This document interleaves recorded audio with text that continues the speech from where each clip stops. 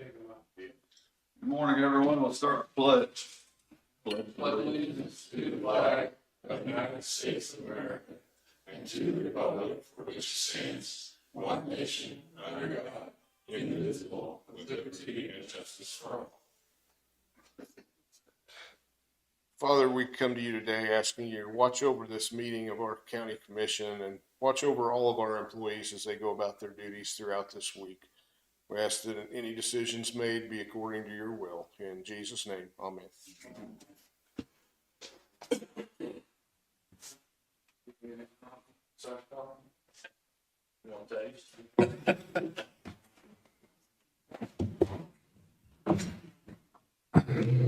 I've reviewed the minutes. Make a motion that we pass. I second it. It's been moved and seconded. All in favor? Aye. Aye. I need a motion to reschedule next week's regular meeting to Tuesday because we're closed for Memorial Day. I'll make a motion that we reschedule next week's meeting until Tuesday. Second. Been moved and seconded. And all in favor? Aye. Aye. I have bills and there's the payroll sheets to sign off on.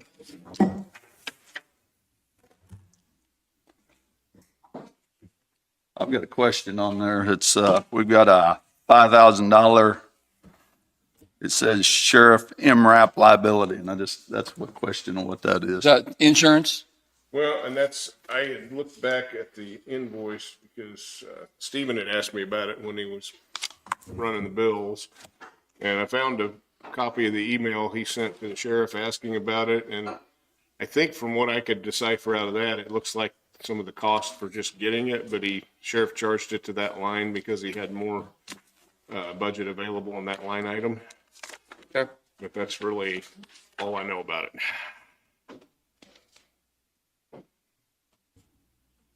I just like to know what it's for. Is it costing us to get it or what? Did we, when we first found out we got the vehicle, did we pay shipping then? We paid a shipping fee then. Yeah. And that was what, 5,000 or 7,000 or something? Thinking maybe it was more than that. I'll look back and try to find And it. I don't remember. but we're not sure what this is. I really, from the invoice that was with it, I couldn't tell much about it.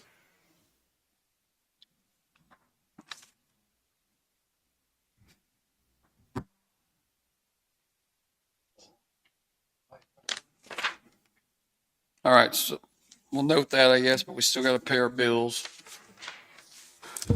Make a motion, we pay the bills in the amount of $323,453.17. That's my motion. Second. Been moved and seconded. All in favor? Aye. And I have copies of the sheriff's report for the week.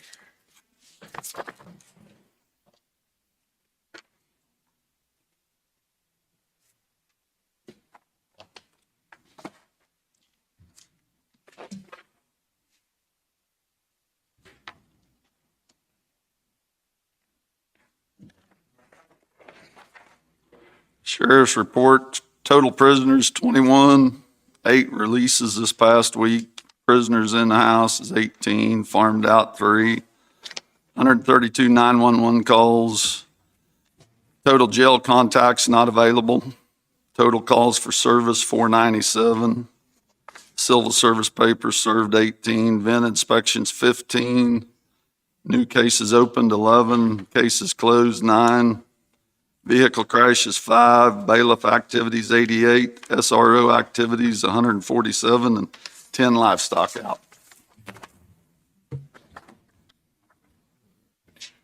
I've got a couple more things if you're ready to get on into them. I have a client representation letter with Deal Banwart and Bolton. This is for our 2020 audit that was done last year, or the bulk of it.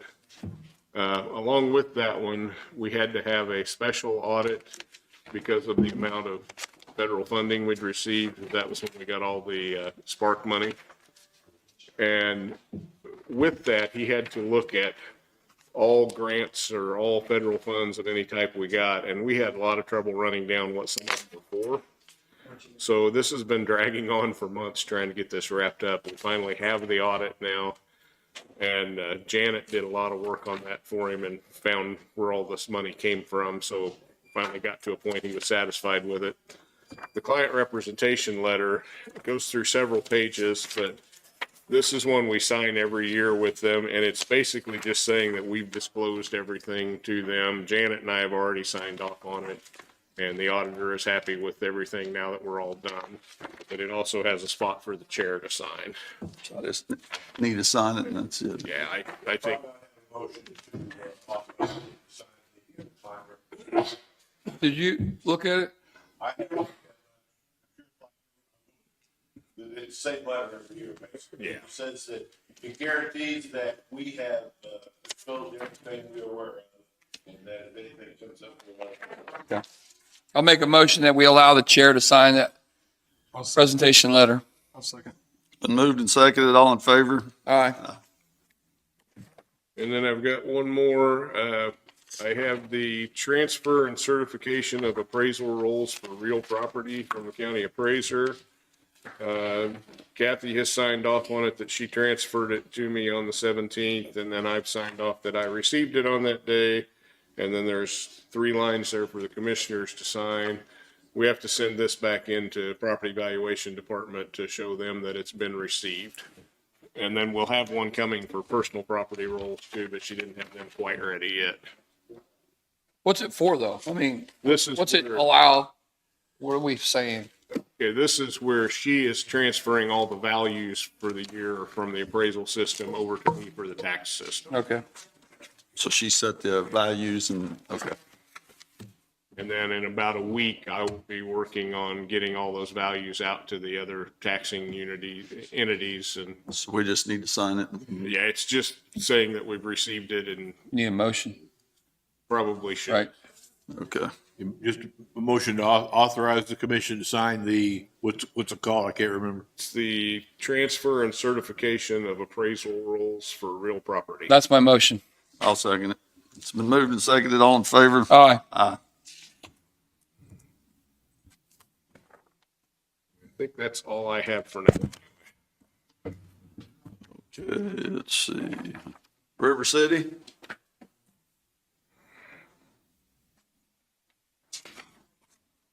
Morning. How are you? Bill Matlock, River City with an update. We're looking pretty slim, guys, on the construction. Punch list on the interior is pretty well complete. Whatever hasn't been done will be finished this week, mostly touch-up painting, doors and things like that. The exterior, we need about 4 or 5 good days of weather, and we'll have your parking lot done. I had Victory scheduled this week to do all the final grading around. Now that the curbs are poured, we can complete that. Unfortunately, looking like a couple days of rain here, so that might delay that a little bit. But the only thing that we're really struggling with that's going to prevent you from moving in your building is the smoke purge panel. We've had 3 different ship dates. Up until the day they shipped, we were confirmed that they shipped. We asked for tracking info, couldn't get it. Finally fell through all 3 times. This smoke purge panel is a custom panel. It's not like your hot water heaters or your boilers where we can just switch vendors at the last moment. It's not a shelf item. It's custom made. The last information I had, Warren was trying to speak with the factory direct. They're out of Massachusetts. There's some finger pointing going on between the manufacturer and the people who order it, which is Progressive, which is actually under Apple Electric. It's difficult to tell who's actually lying the most, but I think they're both at fault here a little bit. But we're pushing. We're trying to get it. Warren said his gut feeling was that it would be here this week. So it's made, but it's just not shipped? Is that what you're saying? It's supposedly made. The confusion was there's some components that go in it, okay, that Progressive had acquired separately and they have them in their possession that they were going to install in the field. The factory claims that they were waiting for those components to be shipped to them to install. I think that was an excuse that the panel was probably behind schedule. But it is supposedly manufactured. So Okay. again, we'll see this week if they ship it out. If we can get a tracking number, then it's a pretty good chance it's shipped. Once it's here, it's a couple days to put it in and get it installed. It's not going to be a long lead item once it's here. I think it's going to come together. It's just been a real struggle here at the end, and it's just one of those components that I don't know. We just can't seem to get it delivered. It's full of electronics, stuff that's difficult to get a hold of right now. That's why Progressive purchased these other parts separately, because they could get them and the manufacturer couldn't. So it's just a crazy world out there right now as far as gaining components. So the architect was supposed to be here today to walk the building, but she just called me this morning, said she wouldn't be able to make it. She had something come up. But again, the interior is just about there. I got my final cleaners here to clean up after the move in. We did take care of all the damage done by the move-in people, touch up the walls. We got some doors that all have to be touched up, things like that. But it should be ready to go as far as the inside's concerned, and we're not far on the outside. So Good. Yeah. Have had some questions on this parking lot. Could you explain to me as far as the procedure of what we're doing as far as with the type of material we're using and material you're talking about, How what? about the reinforcement? Concrete? The mesh versus rebar? Okay. There's different ways to reinforce your concrete. One is rebar, two is wire mesh, and a third option is fiber mesh. It's fiberglass stranules. And that's mixed at the plant in the concrete. That was what the architect specified for this application. It's a very common method. It's very strong. It reached its design strength on the first tests that we poured. Your design strength, if you achieve it in 28 days, you've met the spec. It reached it in 7. You're at design strength within a week on this concrete. So there's nothing wrong with the product. It's just probably something you haven't seen before. But are we checking each load that comes in as far as? we check it per the specification, which requires every 50 yards that are poured. Test cylinders are made.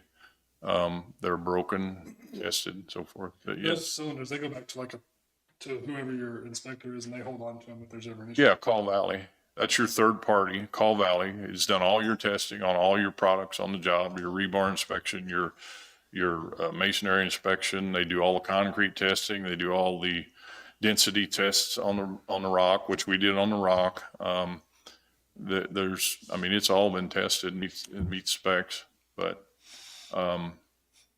it's a little more economical because you don't have the labor installing your rebar or your mesh. Also, if you recall, when some of this bidding was being done, they were having trouble getting rebar. And there was some concern about whether they would have rebar at the appropriate time. Right.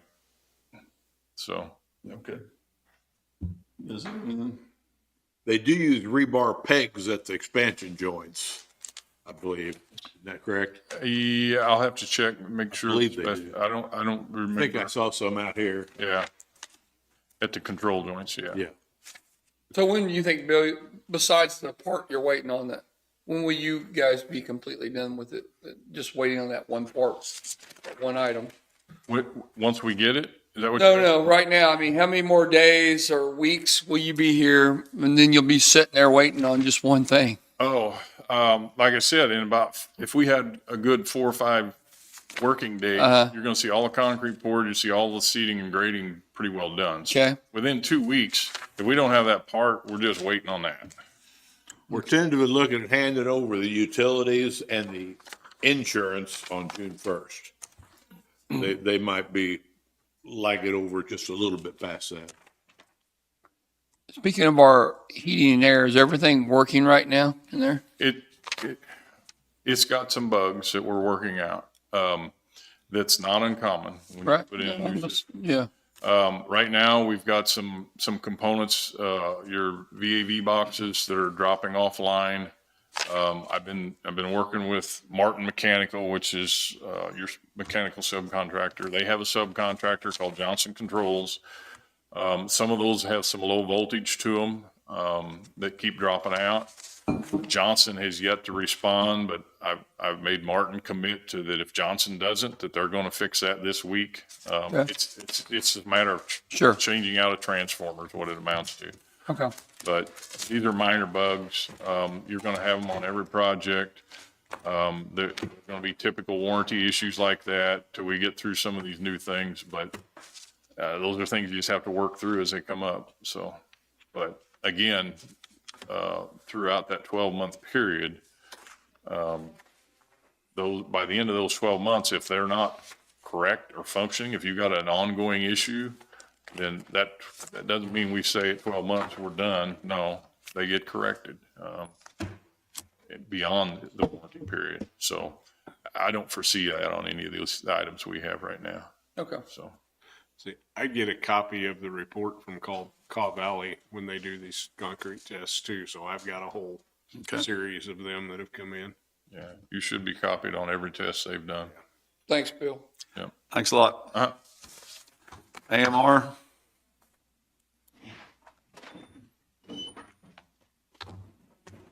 Good morning, Galen Anderson with AMR. Numbers for this month, in the past 7 days, we've done 14 transports by ambulance. And so far, month to date, we're at 41 transports by ambulance. We were able to hire a part-time paramedic, so that'll help out with some of our staffing openings, and still making efforts to hire a full-time EMT and a full-time paramedic.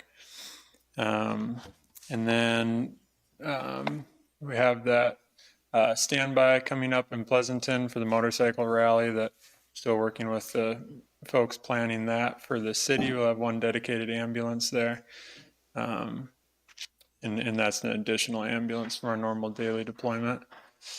And then, let's see, our supervisor, Jeff Boyd, is working to assist with training for upcoming CERT program, working with emergency management to put that on. Last one that was done was in 2019 and missed a few years because of the pandemic and whatnot. So he's working with emergency planning team to put that together to assist with that. And I can't think of anything else. Anything for me? I don't have anything. You guys? Nope. All right. Have a good week. You too. Thanks. Doug?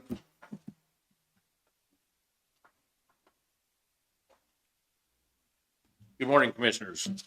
Doug Bartlett, Fire and Emergency Management. Got Randy Hegwald, your new Fire Chief and Emergency Manager. Then I have Eddie Anderson, the Rural Fire District Board of Trustees Chairperson, here with you this morning. Rain starting tonight, going through Wednesday. We're in about a 1.5 in the southeast corner of the county to 3 inches in the northwest corner. And then the 3-inch goes clear up to our north and west. So that'll come down the river as well. So we may see a little bit of flooding over the next few days. Randy and I are working on putting a gear bid together for our turnout gear. We've been 3 years since we put a bid together, so we'll get that spec together, get it sent out so that we have new bids to work with. And then I have a application that the state wants. I just need the chairperson's signature on it. That document says that we will participate in the upcoming Region J Hazard Mitigation Plan. It's coming up for an update. By signing it, it would make us eligible for some grant funds that are becoming available, but they want a commitment from us that we will participate in that process. And this will be the second time it's been updated, or the third time that we will have participated in the process. It's something that we do. We used to have our own plan for the county, hazard mitigation plan, and then the state, to reduce the number of plans from 105 down to a manageable amount, created a regional hazard mitigation plan. So we participate in a region or group of counties, and the state puts the plan together. They do it. We just need to attend the meetings, work with them, make sure the information for our county is correct, and then work with our cities, non-government entities, et cetera, to give them a chance to participate in the plan as well. Where do you go for the meetings and how many do you have? There's usually 2 to 3 meetings. They are hosted wherever KDM puts them. It might be in Lawrence, it might be in Topeka, might be in Franklin County. They'll have several meetings around the region, and we just have to go to each of the meetings that they have to participate in the development process. Okay. So not a big deal. Are you familiar with it, Randy, at all, what he's talking about? What I'm not, I'm learning. Okay, fair enough. We need a motion or just? Yeah, a motion to authorize the chairman to sign that agreement that you will participate in the. The Regional Hazard Mitigation Plan participation, Correct. my motion. I'll second. Moved and seconded, all in favor? Aye.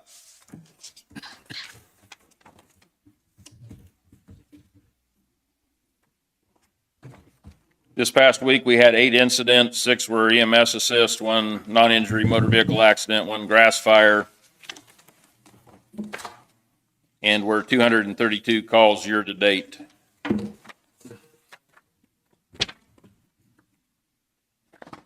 Earlier, we left on your table budgets for fire and emergency management. I'll start out with emergency management.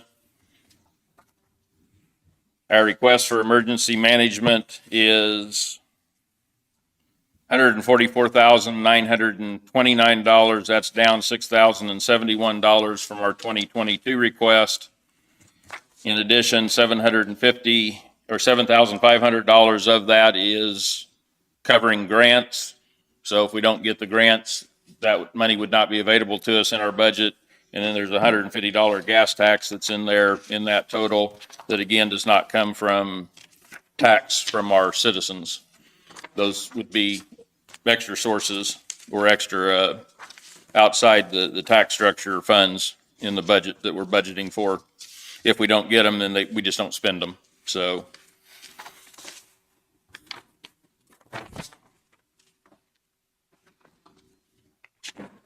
Any questions in reference to the emergency management budget? Just, I want to pick at this budget a little bit, I just want to be familiar with it. The contractual 33,400 was an $1,850 increase on the radio maintenance budget. That is correct. Just go over that real quick, what that was about and why. In previous years, the sheriff would cover repairs to the radio equipment. So if something happened, the tower got hit by lightning, whatever it was, the sheriff pretty much budgeted for that over the years. In the past few years, the ID department's taken over the tower maintenance and so forth. And as you recall from last year, emergency management had to kick in funds to get some of the tower work done, which is something we had not previously budgeted for. So we looked at what we had spent, and then tried to budget enough funds to cover that item because we had not previously spent monies in that regard. And can you, Doug, can you just keep going down, go commodities, capital outlay, just the emergency management budget, can you just go? Payroll's down $8,021. Contractual is up $1,850. The majority of that increase is in the radio maintenance line item. Last year, we spent over $3,200 and we'd only budgeted $1,000. So most of your increase in that is truly in that one particular line item.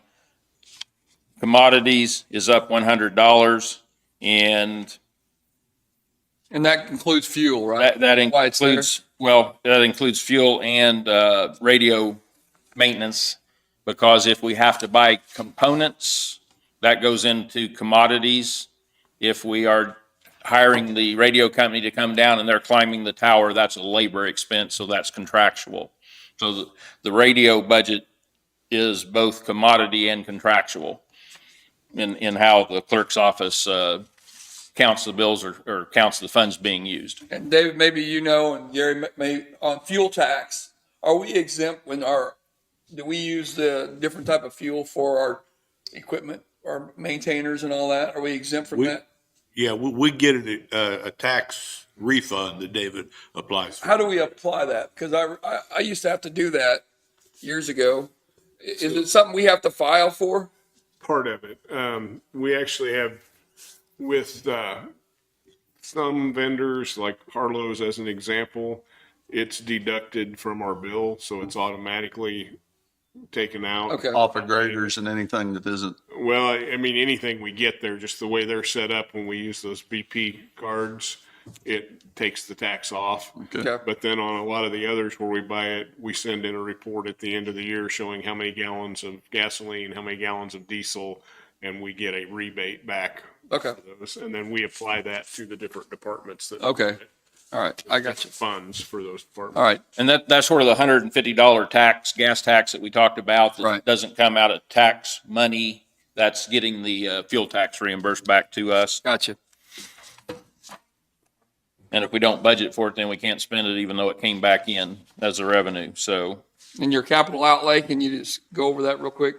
capital outlay, No change? we have $7,500 for CERT equipment. Again, if we can get the CERT team up, and as you heard, we're getting ready to do a class again. Since COVID's down, we're not having a lot of issue with that right now. Linda's working with our instructors, Jeff Boyd being one of them. Jeff Wisdom is our other instructor. Along with Linda, they're working to get a class together. If we can get it set up and running, there's $7,500 in the budget for buying the equipment that would go with the trailer. And then the other $7,500 is grant equipment.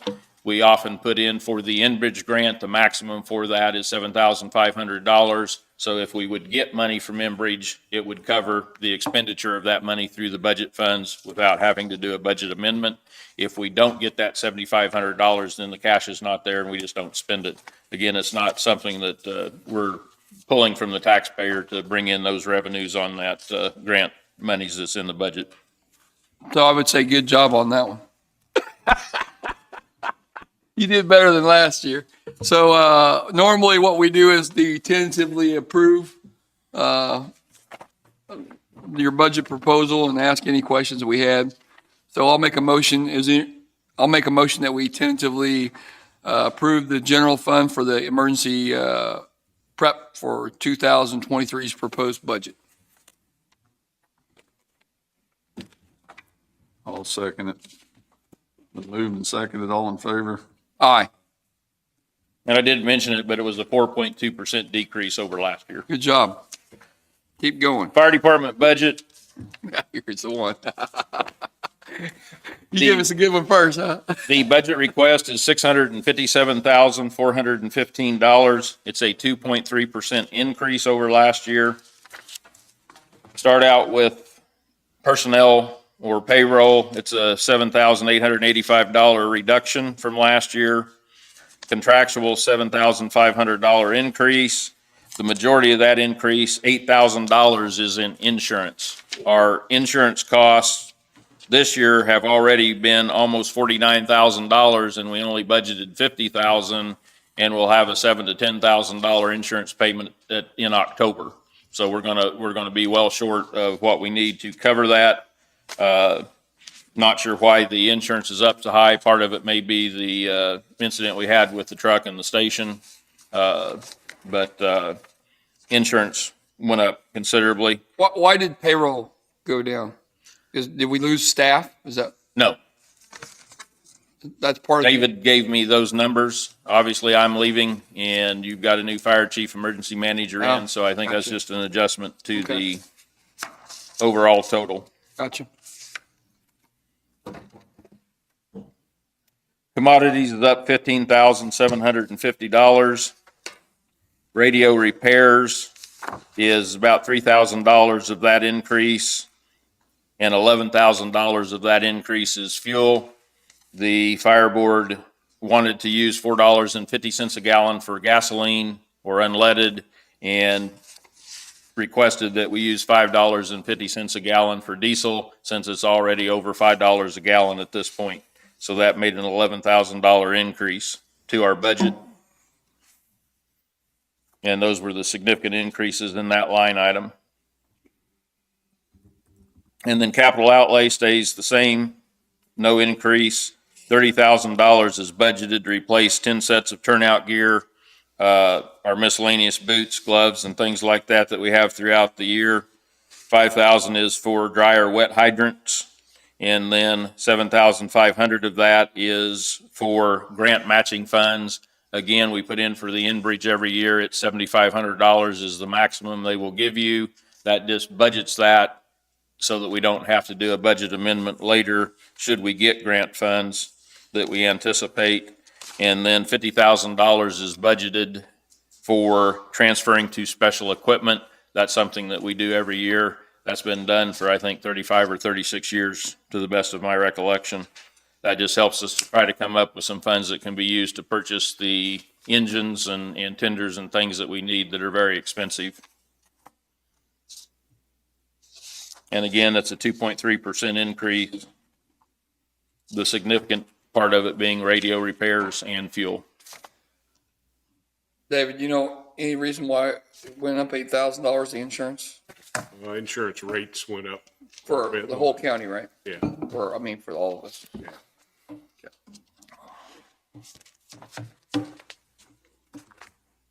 The way K-Camp does the insurance on the property and liability, there is some of it according to our experience, but very little. It's mainly the whole pool and what the experience has been. And there were a couple of bad years across the state in a row, so the rates have gone up on it. Okay. Yeah, so far this year, it's looking better on those claims, so who knows?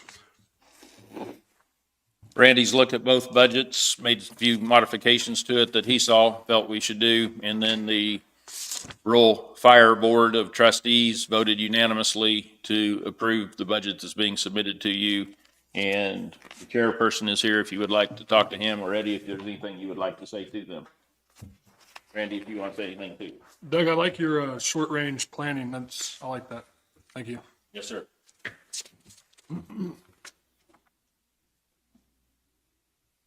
Yeah, as Doug said, the fuel and that has gone up, and we believe we might be a little short on our fuel costs by the end of the year if it keeps going the way it is. So be prepared, I guess. Also, I'm here to make a request. With Doug retiring, the fire board would like to have a little going away party for him there at Station 920 in Pleasanton. I'm asking the fire board for a little bit of money to pay for this. I haven't got a total figure on it yet. We're looking toward the end of June to have the party and that. And I'm just requesting money out of the fire budget to do this. And instead of the fire members kicking in money on it, they do so much more for the county without pay that I feel like we could use a little bit of that money out of the budget for it. Okay. I don't have an issue with it. No, I don't have an issue with it either. Do we need a motion or anything on that, or just? I don't think so. The costs will come through your payouts, and you'll approve it that way. And unless you're planning on spending $10,000. No, sir, we are not. Doug says, darn. Thank you. Thank you. Thanks, Eddie. Jessica? Now you got to approve this or disapprove it or Oh, whatever. I guess we do, don't we?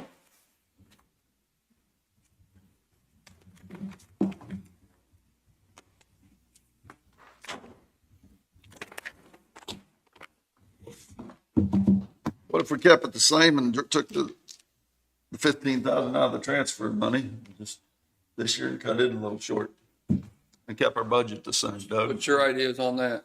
What's your idea? The Randy, only, come on up here because you're going to be the one. yeah, he's going to be the one that has to live with it, but the negative to doing that, obviously, that money that we're transferring goes to purchase equipment that the county's going to need. There's some equipment that needs replaced now within the next 2 years.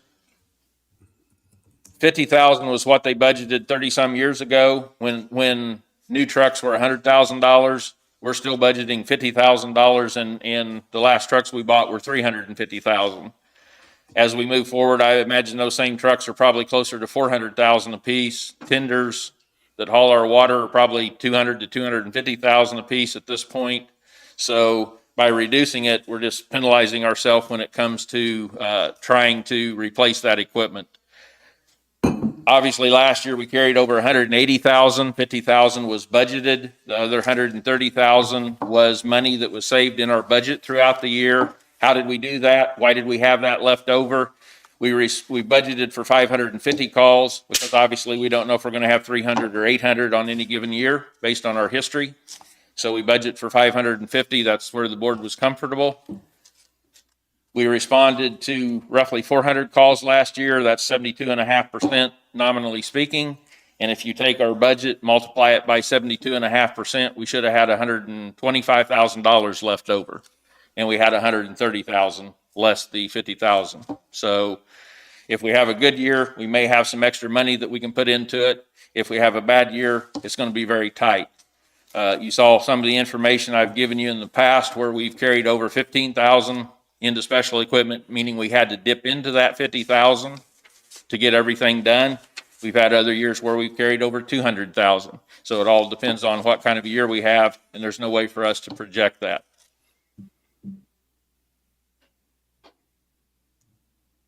What do you guys think? Do you have anything you'd like to say?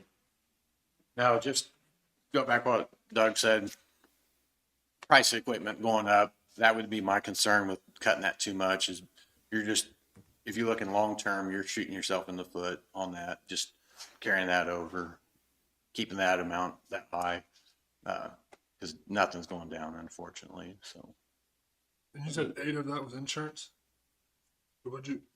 8,000 of the increase was for insurance. I think 3,000 was for radio equipment. And then I think if we look at radio maintenance and labor. Fuel's 11,000. Yeah, fuel was 11,000. Insurance was 8,000, so that's 19,000. You see through there, we tried to cut other areas to keep it as low as we could. There's a $15,365 increase to last year's request, and 18,000 of that is in radios, or excuse me, radios insurance and fuel. Then you throw the radio maintenance in there, that's another $3,000, $21,000 increase. So we took other things away and tried to reduce other areas where we thought we could to bring it down to a little over 15,000.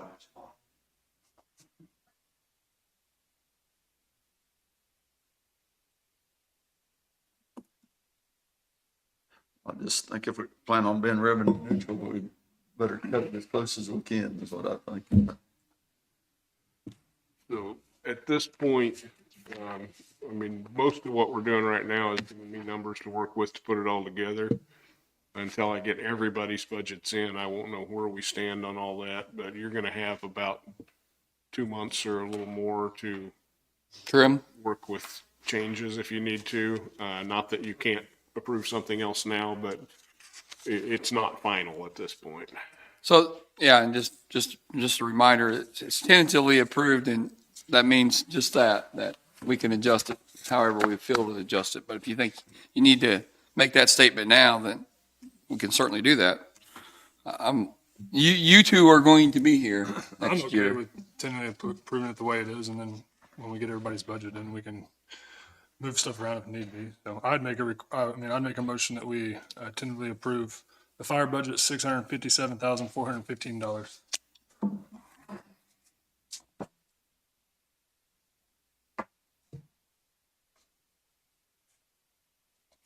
I'll second it now, but I want to keep things just as revenue neutral as we can. That's where I'm at with it right now. So it's been moved and seconded, and all in favor. Aye. That's all I have for you this morning, unless you have anything for me. Thanks, Doug. Yep. I will take this, scan it, and then. Jessica. Thank you.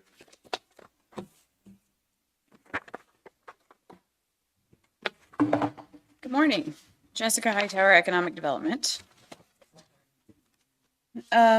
We had talked about salt the last couple of weeks, whether we wanted to go ahead and order salt and get our buildings filled or not. Mike was able to get a quote from our normal salt vendor. Just one quote?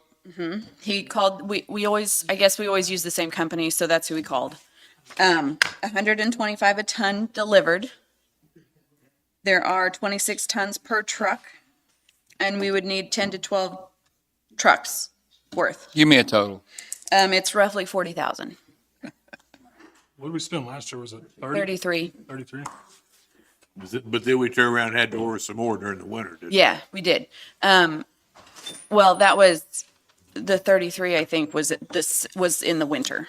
The quote is good for 30 days from last Monday. And Mike is expecting that amount to go up based on fuel prices. So, he's recommending that we go ahead and fill our buildings now. What'd they have budgeted for, do you know? I don't know. How's all those budgets gonna come? Because Sean's got them. Sean's gonna. He's working on them. Yeah. He'll All probably, those, he's got quite a few. yeah, he does. He's working with the department heads, under him, the foremen and things like that. And I imagine he'll send them in with me, but it's going to depend on what his recovery looks like. I talked to him over the weekend and it seemed like he was doing fine. He did, I mean, yeah. He was really worried about what we got going on here. Yeah. Worried about his recovery. Yeah, I talk to him every day, so. So here's in the all district this year, we've got 25,000 budgeted for salt. $15,000 increase. I don't know that we have it in a separate line item in the north and south districts, so it's probably just in with road materials, so I really don't have a way to pull. Hey, do you know when your budgets are coming in? When Sean's gonna want you to present them or I don't know. whatever? I Because think- that would be a time I would think we would. I think he's had them for 2 weeks. Did they come out 2 weeks ago? Okay. Does he know about the 40,000? Sean? Yeah. So if he's gonna put that in his budget, I would think that just put it in your budget and see if he's got 30 days from the quote, right? 30 Yeah, days, the quote's good for 30 days, right? Which means we have I know to it costs, purchase it. it does within cost more in 30 the winter, days. and one year we ran out and we couldn't get it replaced. So, Do you know if this price locks us in, like if we run out in the middle of winter? I think this is just for this this is delivery. just it. 40 ton. Yeah. Because we did, Danny, we ran out about 4 years ago. It was kind of a rough winter and But- we didn't have any. This one's gonna be this year's expense. This isn't budget. Not for next year. Oh, it is? Yeah, Okay. this is for now. And how much we spend in the previous years? Well, I don't have it separated out except in okay. the all district account. And I can look back at what we spent in that account last year. That's Will this cover the amount we spent, or is it the tonnage we bought last year? The I 40,000? don't know how much we bought last year. And last year. Joyce may be able to look that up. line item, so it must have come out of the departments last year. So without looking at individual bills or what's the company we buy from? You have that. Kunshek, I could probably look at that and see. Kunshek, something like that. Okay. Yeah. It's KUN. Uh-huh.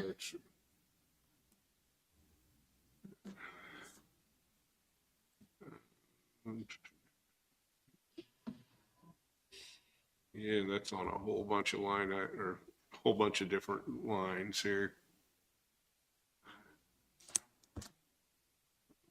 I see in last year in March, we had 27,800 that says Mound City Salt, South District. We had 18,497 for the North District in Lacine. So there's about, what, 46? Yeah, that's, 45, 46. And then, there's a bunch more after that in April and May. There's another 8. Will this 125 ton fill all of our storage? No, it's 120. 25 a ton, I guess, Yeah, $40,000. it's 125 a ton. This will fill us up for, Fill all of our storage. Looks like there's about another 17 or 18,000 after those numbers too, so. So we're just filling our storage. Yeah, that totals around 50,000. The only thing, 60,000. the thing you risk is if you wait till then, you're Right. going to another budget and then you might not get the salt and it'll probably be more anyway by then. So I don't have a problem with filling it up now. Don't either. I'll make a motion, then we spend $40,000 with Kunshek salt for the county for the upcoming winter season. I'll second it. It's been moved and seconded. All in favor? Aye. Aye. thank you. I've got 2 quotes here for a 6-foot smooth bucket for the track hoe. This would be used to clean ditches and culverts. I think Jeremy got these quotes. He's also looked on Purple Wave, but any bucket we buy on Purple Wave would have to be retrofitted to fit our machine. These 2 quotes would fit our machine when we got them. We wouldn't have to do any extra work to them. Do you want me to read them or do you want me to hand them to you? Hand them to us. They're for the same company. 6 foot wide bucket? 6 foot, yeah, 6-foot bucket. For the 60 track hoe. inch bucket. I was gonna say. That's what it is. It'd be Okay. 5 foot, I guess.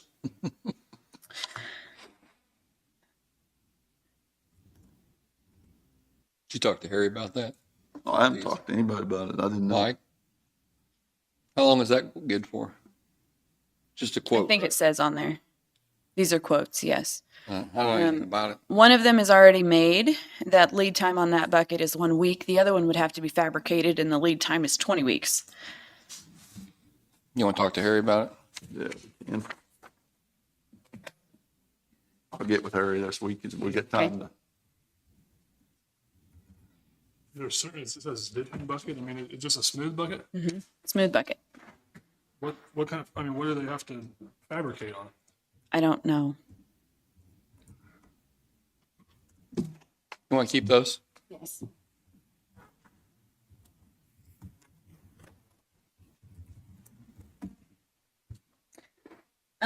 We are on the schedule tentatively for dust control for next week, provided the weather holds. We'll see how that goes. And the word got out to everyone that we know of that wants it? Okay. It was on, How many different customers are, I don't You know. know. I can find out. no? Would you just send it, just text us the number?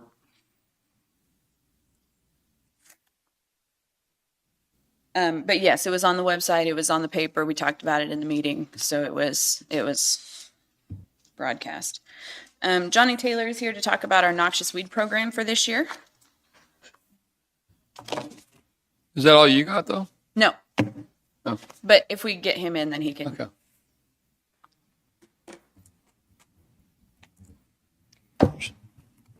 You're still here. You're the longest running weed operator we've had.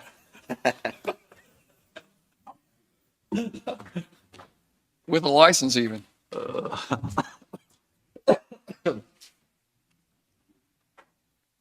Good morning, sirs. Johnny Taylor, Noxious Weed Director. What I've handed you is a procedure list and a price list, and then just a copy of the cost share certificate that we would give out to the residents. And what I wanted to do today is just briefly overview that for you gentlemen and also for anyone that's in attendance or watching so they would understand that. We're also going to put a copy of that procedure list and the price list on the county website. And we're going to also print copies to be available to anyone that will come into the annex, and I'll have some if I meet with people. Okay. Just as a basic overview, it's pretty simple. And just to kind of paraphrase that, we know that because of, like you mentioned, the turnover, then the cost share program has kind of gotten, in the absence of a director, it kind of has bounced back and forth in how the procedure was done and probably became confusing for everyone involved, the residents, the vendors and everybody. So that's why we had a meeting this past week with Jessica and Tammy, who's going to do it from here in the annex, or myself will be available to any of the residents. And Sean joined us via phone. And so we kind of ironed all this out, and we want to do it this way going forward so there's a consistency for everybody involved. So pretty basic. That certificate that you're looking at has 3 copies. People, residents or purchaser will come in and they will fill out the needed information. They will sign that copy. We will keep that copy, send the other 2 copies with them to go to the vendor of their choice. We do have a list of preferred vendors that are the ones here in the area. The reason that we say they're preferred vendors or approved vendors are I'm going to go to them. I've actually already reached out to them. I told them after having this meeting, I'll confirm that everything is going to be this way. And we'll have a consistent procedure going forward that they're familiar with. Okay. But the residents can take that certificate and go to any vendor of their choice. If they want to go outside of this list, they can. One stipulation is the vendor they would go to, when they go to them, if they're outside of these, we would like to have that vendor call in and become familiar with our procedure so that they can properly get reimbursed and everything can go forward. Okay. And so it, like I said, is pretty basic, and we think that going forward, this will simplify everything for everybody involved. And then just a second on the price list. So this would be our cost share price list for 2022. And the way we came to that was I had gotten prices from these approved dealers.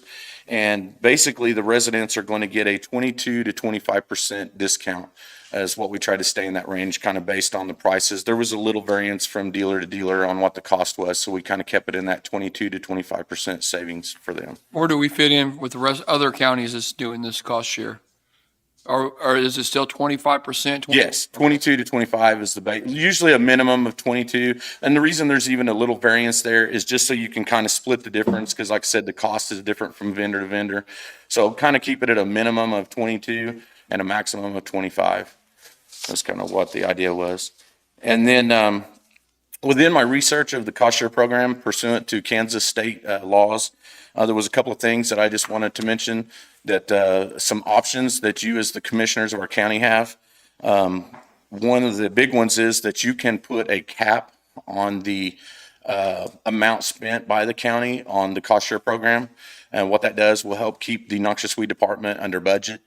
Just to give you an idea, in 2020, we spent $38,514.23. In 2021, we spent $41,198.83. So based on these numbers, I would suggest, and I'll talk to Sean about this, that we would maybe set a cap of $45,000 for this year, and that would help keep us under budget for our department. Also, another thing that can help with that cap is, and I haven't finalized the exact date, or we can set that today, but usually a spraying season is 1st of May to November, maybe middle of May to middle of November, something in that range. If you set a date cap also on the program, that helps stay within that budget of what the county wants to, spend on that.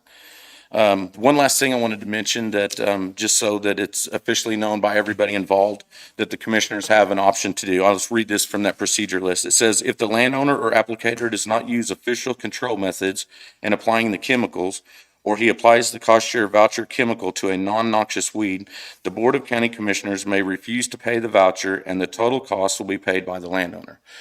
And the reason that they put that in there are a couple of different variances that could happen. Number one, I want to impress upon the residents that use these chemicals that they want to practice the same procedures that we as the noxious weed department do, as far as respecting neighboring lands, cropland, someone's garden, their yard, whatever. You want to use the chemicals in the proper way. The label is the law according to Kansas state. So they want to be sure and follow that. If we found that somebody, like we started to have complaints that somebody neighboring is because someone else is not using proper procedures or damaging crops or something, then the county commissioners could decide not to let them be part of the program. Another thing, and we haven't had this happen in our county, but with my discussions with other noxious weed directors neighboring Miami County and Anderson County, another thing that we want to protect ourselves against is if a resident or purchaser use the cost share program to buy chemicals at a discounted price, and then instead of actually using them for the purpose that they're made, they could sell those for a profit. And like I said, not that it's happened, but we would just want to be aware that if something like that was found to be going on, that as county commissioners, you have the option to exclude them from the program going forward, not pay their part of the reimbursement if we caught it in time or so on. So I just wanted to make you aware of that. You have any questions about the cost share program? Did you bring us a memorandum or something to sign for the first proposals that you made to setting a limit? I did not. I figured this first, that you were being made aware of it, that if you wanted to make that decision today, you could. We're just starting the program, so we're not in fear of going over the budget at the time, but at any time going forward, you have that option to do that. As far as paying, what percentage we're paying or? No, Putting a cap on it. Oh, yeah. okay. You think, Like I said, we had a suggested idea of 45,000 so that we know we would stay within our budget. If you wanted to do that today, you'd be welcome to do that, or we could revisit that as the spray time, cost share program went on. Fine with that if, it's within reason, what would, you want to leave it or just want to put a cap? what do you I would be think? okay with putting a cap on it. What? I'd like to put a cap on it. Fine So with can you get us something in the next week or so? Yes. Okay. And then one last thing that I did want to mention, I know last week it was discussed about the noxious weed program taking over the pest control spray. And I just wanted to make you aware, because I think there was a little bit of confusion. Neither myself or Carl have done the studying or taken the test to be certified in the pest control spraying. We've been concentrating all our time on the noxious weed program and getting that going. After talking to Sean, what we would suggest is to extend another 6 months of a contract to give us time to go through the certifications and testing. This is going to be, the heart of the spray season. So I've actually already printed off the manuals for myself and Carl. We've taken a look at them, but if we have like rain days going forward, we can spend some time on that, or as we get to the off season. So if we did a 6-month contract, that would take us to the end of the year. My goal and plan would be to be sure to get certified, get equipment needed or whatever we need by the end of the year, so that going forward in 2023, we could add that to one of the noxious weed responsibilities going forward in 2023. See, our person that does that's leaving in Right. July. So would be something we'd have to find a new one if we did that. He has said that he would be willing, he's already planning on coming back a couple days a month anyway. He could add us, he could spray us while he comes back. Do you need 6 months? We don't need 6 months, but I mean, if we were to try to We've get been talking about it for a while. right. No, we don't need 6 months necessarily, but this is the heart of the spray season, so we've been concentrating all our time on that. We could spend some rain days, like this week, we might have a couple of days, but you never know. I mean, it's a manual this thick, just like what we went through to get the noxious weed. I mean, it's the Trying to make same. you really smart, Johnny. Yeah, I try. Would we need to rebid that, Gary, or do an extension, or how does that work? I'd have to look and see how the contract's written, but I think if we were just going to extend it for a few months, I think just agreeing with it to extend it would be sufficient. can we go by month to month and see where we're at with Johnny? I mean, I don't know, if he's willing to, I don't know why we couldn't. Can you check for us on him? just get it as quick as you can, Johnny. I mean, I know. All right. No pressure. All right. You have anything else for me today? I don't know. Hey, I do on this, so go over we'll just pick one out of the blue. The milestone is $21 of the cost share. Is that, explain the $21. Who pays that? Yes. So the unit size, so we would pay, the quart. county would pay $21 a gallon. So say for instance, you came in and you wanted to purchase 40 gallons of milestone. Yeah. And we would write that certificate up for 40 gallons, or excuse me, the milestone is a quart. I'm sorry. Yeah. So we would pay $21 per quart of whatever you're purchasing. Okay. And that's the way, like you said, as an example, all of them would work the same way. We'd No pay, limit on what you, as long as you got the acres to cover. right, yes, it's figured on a usage per acre. Okay. Thank you, sir. You're welcome, thank you. Thanks, Johnny. Very helpful. Thanks for bringing this in. Jessica, leave us. Yeah, she ran away.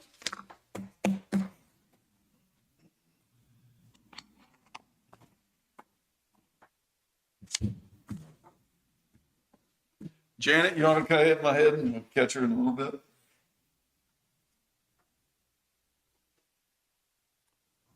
Thank you, ma'am. Back now. So we'll make her wait. Okay. Thank you. Janet Cleveno, Linn County Treasurer. I am presenting my budget. I have explanations of what everything is on the next 2 pages. It went up a total of 2.5. A lot of that is postage and publication. And materials. I mean, my envelopes went up a lot this year. Janet, is any other counties doing, I mean, I know you guys do a lot of postage and everything, and that costs quite a bit. Is there anybody doing anything different in other counties? Can they scan and send through email if requested? Or, I mean, I'm just asking, is there any other ways besides the way we mail out, or does that law require that we mail it? I think the law, I'm not sure. Okay. I would have to check on the law. And do you know if that's, every county's probably doing the same thing? A lot of counties bid it out and have someone mail their statements. Can't be cheaper, is it? I feel like I need to be responsible for what goes in that envelope, so I Okay. like to keep it in-house and do it myself. Right, okay. Just seems like an old way nowadays. We could We email, much more efficiently by just emailing. well, we do email a lot of statements. But when you email a lot, but do you still mail it to them? We still mail. Okay.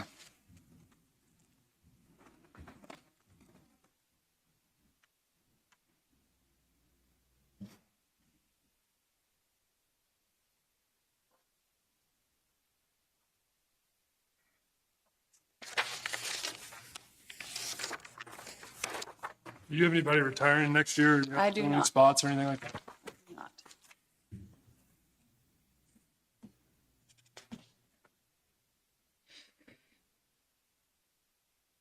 That I know of at this time.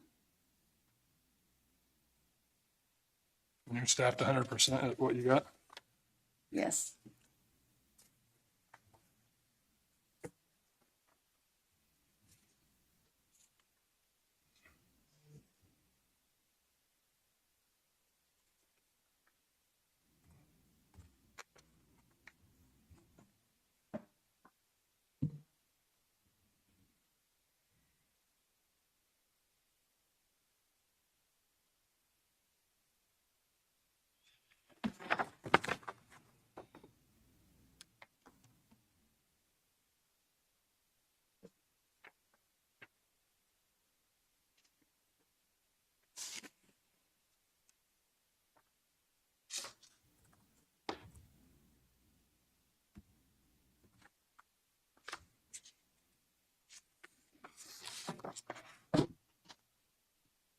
Any questions?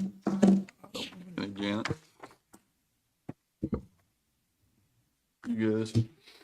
No, I just think that when we get ready to review these, and if you're at your budget or under your last year's proposed budget, when it comes to revenue neutral, you should be safe. But if has to be any cuts at all, it should be those people that those groups of that's over budget, and that our budget's higher this year than it was last year. I mean, that would be the concern I would have to eventually, if we're going to cut somebody. We had 3 budgets today, and 2 of them's over last year's. So if we're going to remain revenue neutral, we may get there without having to adjust anybody's budget. But if we're not, then that would be the people I'd want sitting out there and go through it before we cut. First year I've ever been over. No, you're fine. I'm just saying that I think everybody's fair game that's over their budget from last year if we're going to be revenue neutral. We may be without it, I don't know. But I'm just saying, those are the individuals should be sitting there, and we should have a debate before we make that final decision, okay? I understand. Okay. This is from Joe McClain. Any questions, Danny? I don't, not right now. Well, I make a motion we tentatively approve this treasurer's budget. Tentatively approved? Tentatively approved budget for $220,768.16. I'll second it. Been moved and seconded. All in favor? Aye. Aye. I have another issue. People get in grants, and I get that money all the time. I am never informed, like right now I have a $15,000 grant. We don't know where it goes, do we, David? No, not even. From Then what I have to organization? chase- You don't even know? It's from a grant that someone in the county has applied for, and I don't know where or who has applied for it. And I get this all the time, then I have to go chasing it down. Where do you usually have to go chase it down to? David's office? Well, I talked to David, I don't and know. then I have to talk to every elected official or, You got a solution to it, maybe? no, Okay. that's why I'm bringing it up. So Okay. maybe if they're listening, they will tell me when they have grants coming in, what's it for, how much it is, a time that, so I know without What if they having, emailed you just when they applied for a grant, so you would know if it come in? it would be nice if I Just had an email. some knowledge of grants coming in, so I would have to not spend half a day chasing it down. Fair enough. Well, we can get that out. Yeah, Get them to email yeah. that if they've applied for a grant. Because we see them stand here and they apply for it, and yeah, you're right. So if we can get. And I might hear it, and Can we send something out to everybody on that? Yeah. Thanks. I did send out an email with, but I haven't heard back from any of them. But it's someone's grant because I have the money. I'd like to put it in the treasury. take it. account. That's right.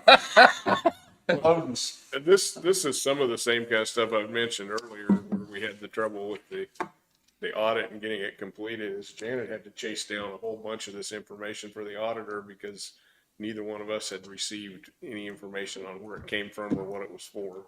Then if I had all this, I'd keep a record. And when the auditor says, hey, do you know what this grant was for? I'd go back to that person and say, I need a copy of that grant because the auditor needs it. It'd be pretty simple if everybody that applied for a grant just notified you that they applied for it, right? I mean, just an email that you applied It would for be this. wonderful.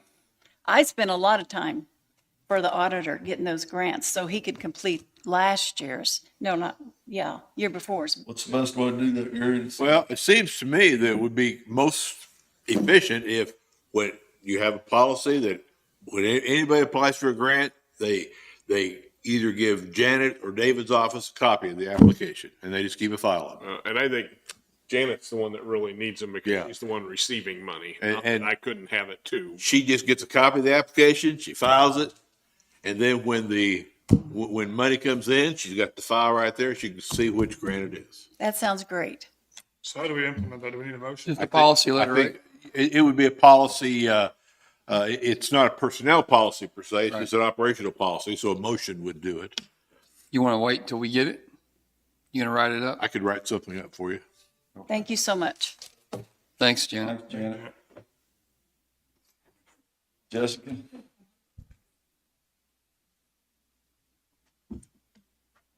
Okay, we have 45 dust control customers this year. That's what I stepped out to get that number 45? from Joyce. We have 45. That's quite a bit. Yeah. So the signs, the stop signs are up in the Centerville area. Kevin did a good job getting those up. He's got other stop signs to put up. You guys approved him purchasing them, but he wants to work on getting street signs up. He's got several that need to go up, and then he's got to get dust control done before we publish to get the next set of stop signs up. So he's got the signs. He's just not ready to publish for that yet. Bobby Young's last day is Friday with us. We've got him and Darren Wilson here. Darren's going to replace him for planning and zoning director. Sean wanted Darren to come and just kind of let you guys know how he's doing. So I'll let him do that.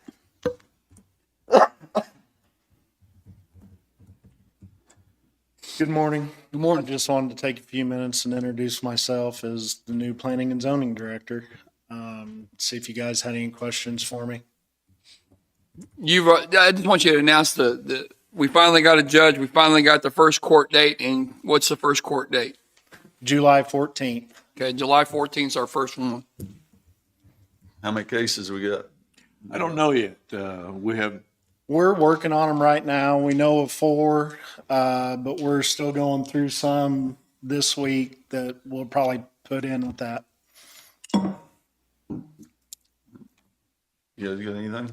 So I had a phone call last week and they were wanting to know who to talk to about the, like inspections for septic tanks. I just gave him your number to Bobby because I wasn't for sure. Is that how we're still doing it or?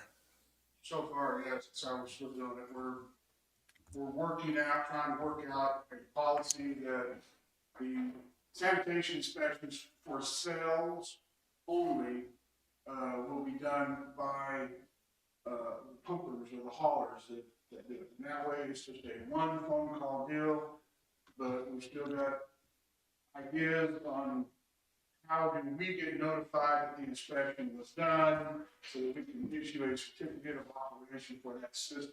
Hey, how's Miami County do it? Because when we inspect houses up there, they do it right then, and you get your certificate. Have you talked to them? I mean, they've got a good program. I've talked to them, I've reached out to them before, and basically what they do is, all they've told me is that, they contract that. Right, but the pumpers, the individuals that pump it are the ones that receive the payment and mail it to, or I don't know how they do it, mail it or send it into the Miami County. Well, So- it's, and, I mean, I've had a few different thoughts. Okay. My first thought was to do a free self-carbonating page, or not page, but self-carbonating page for inspection, and then a copy of that would come into us. We issue the certificate of operation. And probably a better thought would be that we get an app made. I don't know if it's something the IT department can do. And then the pumpers that are licensed to do the inspections could use that app, send the information digitally to us, and then we can issue stuff in our. So is your goal to have certain companies approved to do it instead of just anybody? That'd be like a approved vendor list or? They would have to be from our approved, pumpers list. Okay. Haulers, I call them haulers, but the people that kind of pump the tanks out for when we do the inspection. And this way, it reduces the amount of trying to coordinate between 2 to 3 different people, get them all there at the same time to have this done, as well as, they just have one phone call they make, call a company up and say, okay, do you pump for inspections? Yes, we do. Okay, I need an inspection Right. here. And if they have something like an app on their phone, which, everything's pretty much digital now, they are able to enter some information on that app. It would automatically come right to us, so it would help to process that quicker and we can get those certificate of operations out quicker. I think that policy's on Miami County's website. It might give you some ideas. I'm not saying use theirs, but I'm just saying it might give you some ideas of Sure, yeah, how you do it. I've tried to look at others, I don't know how long they've been doing that particular policy. What about people that put their own septic tanks in? They go through a class, they do an online class or whatever, and then they, People that are installing their own systems, still they have to come in, they have to take a test before the permit is issued. and is that test done here? That test is done here, yes. Okay.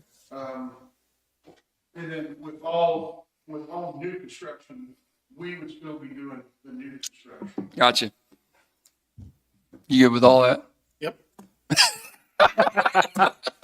Yeah, that's the way we've been doing it. We actually talked this morning. We're going to try to meet with Sean this afternoon to go over just what you asked about getting the pumpers to do those inspections on sales. Yeah. It's better than 2 people having to meet. Everybody has to meet at one spot at one time, and sometimes that doesn't work. It may take 2 or 3 days to get an inspector to come out and the pumper truck to come out at the same time. Right. Yeah. Anything else? All right. Thank you. Darren. I'm still not done. Okay. We had 2 listening sessions with our current daycare providers last week. They went really well. I was excited with how many came. We fed them How many supper. We had 5 here and 3 in Lacine. Okay. We met at Prairie View there. But we had lots of good ideas of things that they could use help with if we're able to help find resources for them. The main thing that everybody talked about was trying to see if we could facilitate some trainings in Linn County because they have to, when they go in person, they always have to travel to the trainings. So if we can kind of work with the state to get some people in here, that would really help. Since we've asked about Miami County several times today, I just want to let you all know Miami County is now copying our format for a listening session for their daycare providers. So I was pretty excited about that. For the airport, we got the fuel raised to $5.50 last week. Kevin's checked it. Everything's working right out there.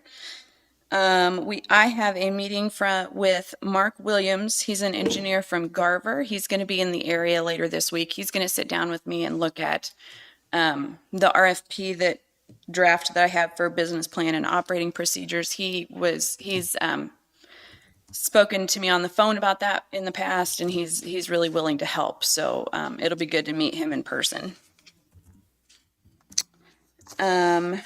We had our economic development meeting last week. I'm really excited. All 10 of our youth employment grants the companies have been able to hire for that position. So they're all filled.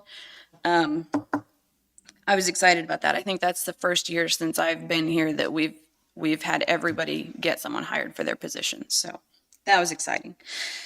We are working on planning a youth entrepreneurship challenge. We're going to work with the teachers to try to get that worked into their curriculum. We're going to try to meet with the teachers later this year.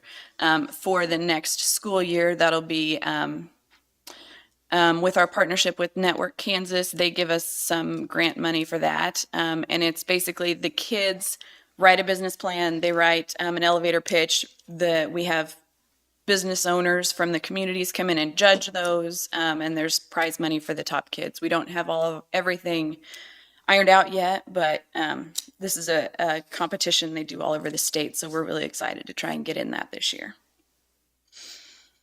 We are working, I'm working on scheduling an officials meeting in June. I sent out a poll to try and figure out if the 7th or the 14th works better. If you got that poll, please respond to it. And then, okay, so I've got a few entities that have reached out wanting to be on, where's my list? They want an application for the ARPA grant dollars that we have. We had not sent those out yet because we were focusing on broadband. I just want to know, do you want me to go ahead and send those entities the application, or do you still want to hold off on that?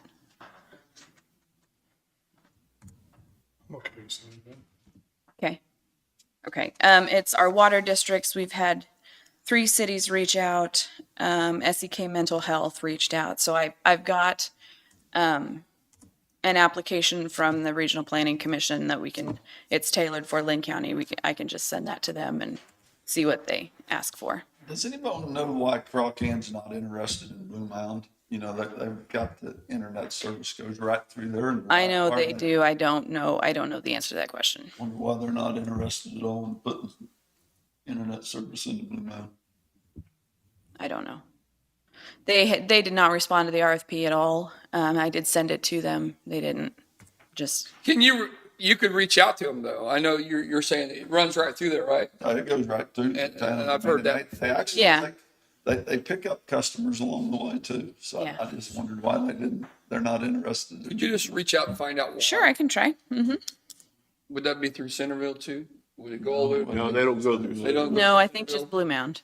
It's probably the fact that building out the infrastructure in the town is more costly than the number of customers would justify. Yeah, but they'll run down the road a long ways to pick up 3 people Yeah, right there between Mound City and Blue Mound. I don't know. I can try to reach out and find out. Yep. That's the end of my list for today. Do you guys have anything for me that we haven't touched on yet? Did you get with Gary on the thing you needed from Gary for the, Yes. and it's beating around the bushes for the, what do you call it, when we go into executive session for businesses? For, Trade secret. Trade secrets. I don't know why I'm getting old. Trade secrets, because I knew that you had asked for it, and I didn't know if you'd gotten the. No, we don't need a Answer session you yet. needed. We're working on it. Okay. We don't need a session yet. Okay. Good. Hopefully in the next couple weeks. All right. That's a good thing. Thanks, Jessica. Thank you. When's our budgets coming? We're working on them. We got time. Sounds like a political answer. You guys probably have noticed this, and I'm not, but how much extra stuff Jessica's taken on here during this John's absence. I don't know if she's practically in charge of the road district. I know. I've got lots of help. We're all kind of banding together. The foremen have been great, answering questions for me. If I don't know something, they've been really supportive as well. So I know Sean talked highly of you, and he was very thankful over the phone. So yeah, Thanks. we're just trying to keep it together. Thank you. See you. Morgan?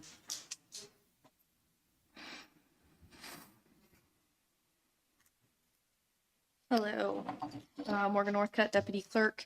We had an interview for equipment operator last week, so I'm asking to hire Michael Chappelle at 148942, which is Where's he working at? North or south or? we talked about putting him in the Prescott location, because they're needing some. graders. Okay.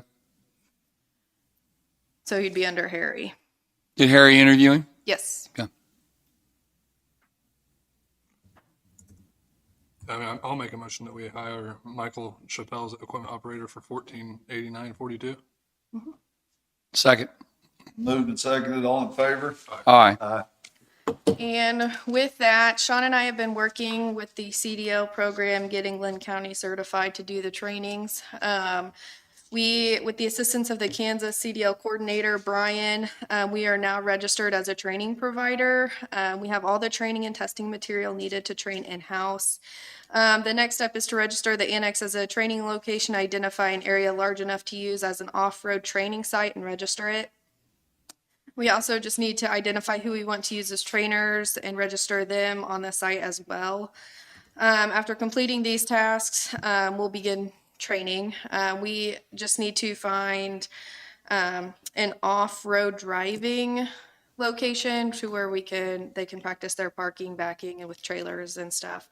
The instructors, we just have to find somebody with a Class A, so they can train the Class A and B. Just bought those things. And only a Class B CDL holder can only teach a Class B. So we know Kevin Amer was doing the trainings for the Class Bs. However, we're not sure if he's interested in doing it any further. So once we get all the paperwork filled out, figure out the off-road location, and the instructors will get the paperwork in to Sean. Sean will file that and get us completely in compliance. It's no additional cost other than the hourly wage that we'll pay our employees to do the training. Is this just for, can they train other, such as? Non-employees. Yeah. Can they? As of right now, I'm not 100% sure. Find out. Okay. We're gonna get with the road foreman to see if they have a location to do, a big enough location to do the training, the off-roadway training. We got 21 acres behind Casey's in Pleasanton. It's not used. It was spent a lot of money on clearing it out when John was here, I heard, and it's overgrown again. So Okay. I don't know if that would work or not. It's got to be gravel to pave, I'm sure, isn't it? At least gravelled. Yeah. So, How many people do we need to train? I mean, as far as trainers. So, we were hoping to get at least two. Sean would be like the master. He'd be the one that he would have to file all the paperwork as the federal compliance. So we're hoping to get two. So if one can't do it, the other can do it, or they could do it together, depending on, because right now we'll have two Class Bs to train. How many hours does it take the training for the? I'm not 100% sure just yet. I think it just depends on the person and then how long they plan it out during the day in order to get their job duties done as well. I did print out the some of the material that they'll be using. Sean wanted me to show you guys the quality of, like, this is 130 slides for the entry level. And that's just a slideshow. We have all of the material.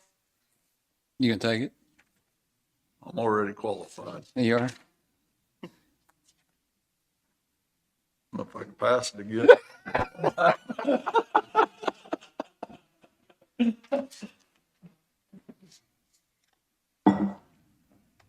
So that's all I have.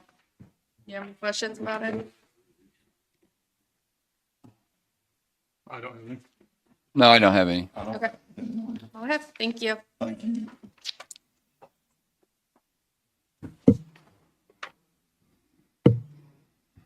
You got anything, Gary? or- Yeah, I do have a couple things. First of all, little history. Here we go. Let me get some more coffee. Back around 2015 or 2016, the county commissioners were discussing with Jesse Sechrist how to assist him in getting that dealership built over there.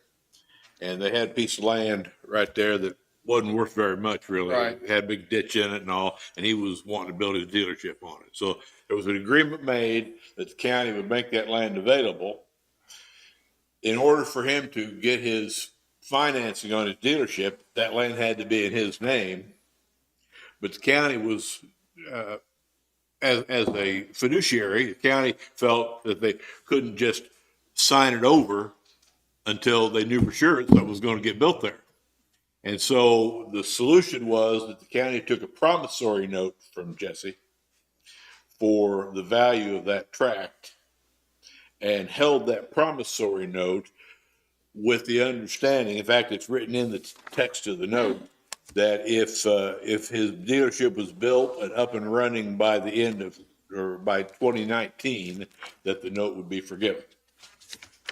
That has all occurred. Now he needs that note, but the note has never been formally released.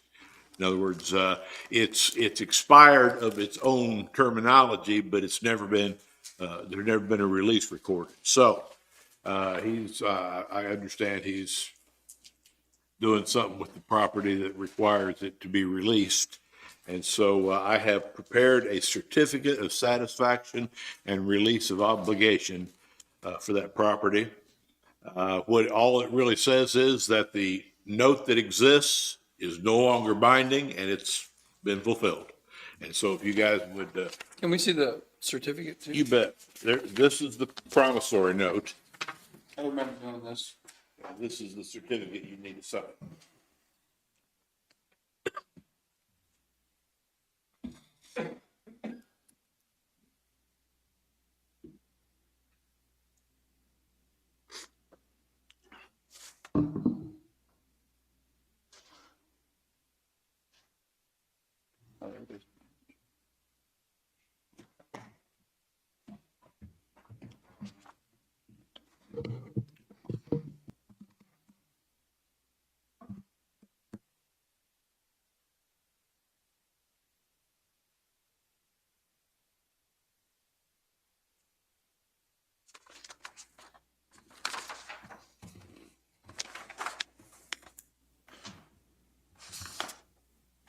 Do we need to make a motion to?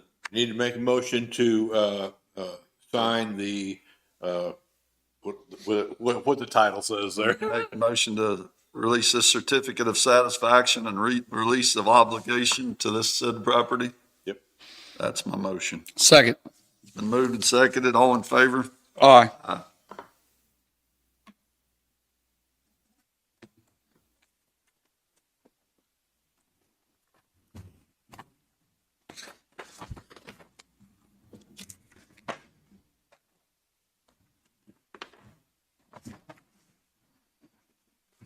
Oh, David's got to sign it? I'll get it signed.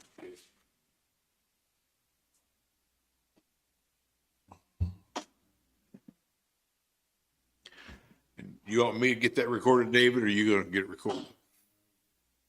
you got time to do it, that'd be cool. I can do it. I'll have to write a check for it out of my trust account, I guess, because I can't write a county check, so Right, one without without. processing next week. So. Okay, well, then I'll do it that way then. Happy to. The other thing I have is also requires some history. What are you guys gonna do when I'm dead? Probably have a shorter meeting. Nobody there to trust to argue that it was true. Oh, gosh. There's a piece of ground over south of Casey's, south of that corner there, that we, the county, jointly owns with the city. And I could give you the history of how that came about if you want to, but it had to do with, we owned a piece of ground where the Mercy Clinic is, or was CHC Clinic is, and they had a piece of ground south of Casey's, and they wanted to put the clinic up there, so we basically swapped. And so we own that piece of ground jointly with the city. When that was platted, there's a street that comes in off of, Tucker or Thomas or yeah, whatever that street is. Tucker or Thomas. Old 69. There's a street that comes in off there, and then there was a street running north along the edge of the tract that we own to a tract owned by Joe Pointer down there. That's the only access to that tract. Well, when this whole transaction was done, a couple forms were filed in the wrong order. So that when that street was dedicated to the city, it wasn't owned by the property owner doing the dedication. So that dedication was invalid. So now technically Joe's got no access to his property. And so what we need to do is to jointly with the city of Pleasanton, do an agreement for a grant of easement. We did this once before, but I said they filed it in the wrong order. And so we're going to do an agreement for a grant of easement. I don't know if I can draw it out for you, but we own a tract, then Joe owns a tract, and this easement is going to run along the edge of our tract to get to his tract. It's already platted there, and we already intended for it to have been granted, but it wasn't. And so it's a 70-foot wide right of way that we're granting to the city. We're not giving it to Joe, we're granting it to the city as a street. So we in the city will sign this easement that will grant the right of way to the city to have a street there. So does that make sense? I don't know if I could confuse the. This is a property that's been tried to be sold by different people too. Right. So how's this all working out? I mean, the city, and we've talked about it over the years ago that we owned it, city owned it. I didn't know Joe Pointer had that property. I didn't realize he had property in the back. Yeah. So what's the purpose of this? Is it Joe Pointer that needs this? Yes, Joe needs access to his property. Right. And right Has now. he been cut off? Right now, he doesn't have access, doesn't have official access. I mean, he can drive across us to get to himself, and he can get in there. But that's not the point. If he wants to sell that or wants to build something and borrow money, they're not going. Right. That ain't going to happen unless he's got a formal street or an easement of some sort. Didn't someone spend a lot of money on making that road that goes back in there? Well, the state built that road when they did the. When they did the highway, they built that road because otherwise that property was cut off. So, and then the state, dedicated the road to the city, but somehow things got filed. So is that still the city limits as well? The city limits. Where our property is, and if that's the case, it's in the city limits. City limits runs up to the right of way of the highway. It doesn't include the highway. Right.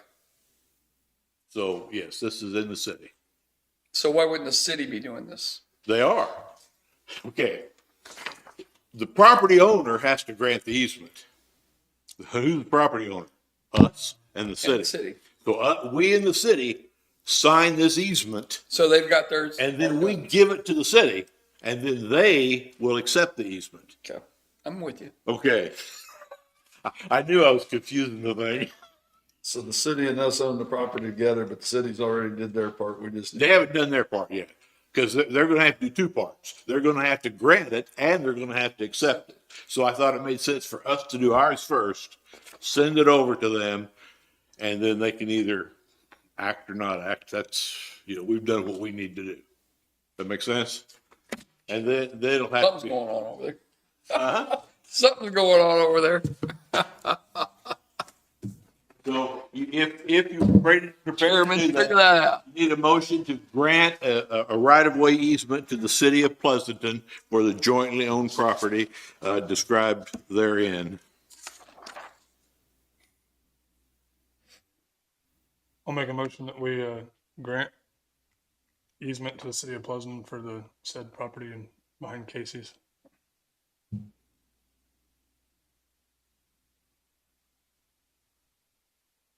What do you think? I'm fine with it. Go ahead. I gotta sign it. So you get a second. I'll second it. Been moved and seconded. All in favor? Aye. Now sign away.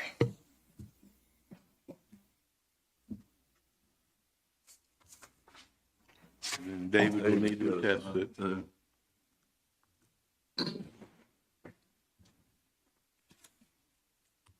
And then I'll take it to the city of Pleasanton's attorney and let him get them to act then.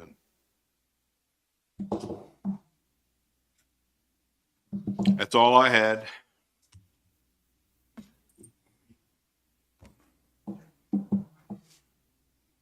What else? Anybody else got anything?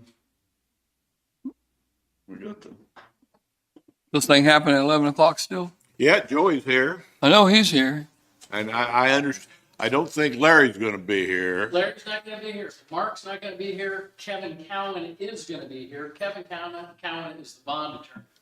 Okay. I just got a message from Kevin Friend that Kevin Cowan's running about 10 minutes late. Okay. But I can give you guys an overview ahead of time. It might save us a lot of time. So Jim, I've not met you. I'm Joe McClaney. I work as the city's municipal advisor. Nice to meet you. Which means I have to, by actual law, put your best interest ahead of everything else. On a project like this, it really comes down to, do you guys have this in front of you? We don't have it. Okay, well, there I just got it this morning. are 4 pages. It's, what they'd like to do, the Biden administration changed the laws for housing federal prisoners. Might be a money-making opportunity, I don't know. If there's a huge demand for federal prisoners, again, I don't know. You're not finished. Maybe in 6 months, they're gonna be knocking down your door and you think this is the greatest opportunity out there. But what this underwriter would like you to consider, and the underwriter's job is to find bonds. Full stop. And so I'll take a step back. One thing that makes me somewhat uncomfortable is they just did a prison for Osage County. They did it all as taxable, so they can do every federal prisoner they want. I'm a little uncomfortable thinking, well, my neighboring county or almost my neighboring county can compete with me all at once. I did check the legal on this, and if the sheriff has a good relationship with the feds, he can call up every day and say, how many prisoners do you want me to take? And not change their bond at all. So there'd be no reason to do anything. Now, Joey, because I know what's going on and Gary knows, but can you just briefly go over what we're talking about today? you have roughly an $18 million bond issue that's building, I guess, the jail here. At the time, we thought not only will we have enough prisoners but we'll get enough prisoners from neighboring counties that we will be full and having enough income from that to take care of our expenses. So, made sense. Your jail, and rest assured, I can't build anything and I don't know anything about jails other than the number side. Your jail, at the time before we did this, was way over capacity, and there was some liability with how the jail was, just because of its age. So the new jail was built. We've come down the road, we issued bonds at a remarkably low interest rate. The only time it would have been lower would have been if we had done it during COVID. COVID, the interest rates were by the Fed, smashed, dropped in half. It's also why we're experiencing so much inflation right now, but that's a different soapbox point. So the Biden administration, I think in the last year, has changed the rules that says if you are going to enter into a long-term contract to take federal prisoners, your bonds can't be tax exempt, which your bonds are not tax exempt. And so if you are going to take federal prisoners on a long-term contract, you will need to refinance your very low interest rate bonds with taxable bonds. So you will take yourself from, I think, just under 2% to probably 5.5%. And that's the expense. So it may be the greatest idea going, but so if you refinance 25% of the bond, the additional interest cost would be $1.9 million. Now you'll get something called present value. That means that's 1.9 million over a 30-year period. Well, what is today's dollars? Well, in today's dollars, they're saying it'll cost $1 million if you refinance in additional interest. And maybe that'll be made up with the federal prisoners. If you refinance half, we're talking 3.7 million, which again, present value is down to just under $2 million. If you refinance 3/4, it's the interest cost is you're talking about a loss of $7.4 million, which present value is down to $3.9 million. And if you refinance the whole thing to do it as that was the 100%. If you refinance the whole thing, it would be $7.4 million that loss that present values to $3.8 million. Now, what you'll hear today, I'm sure,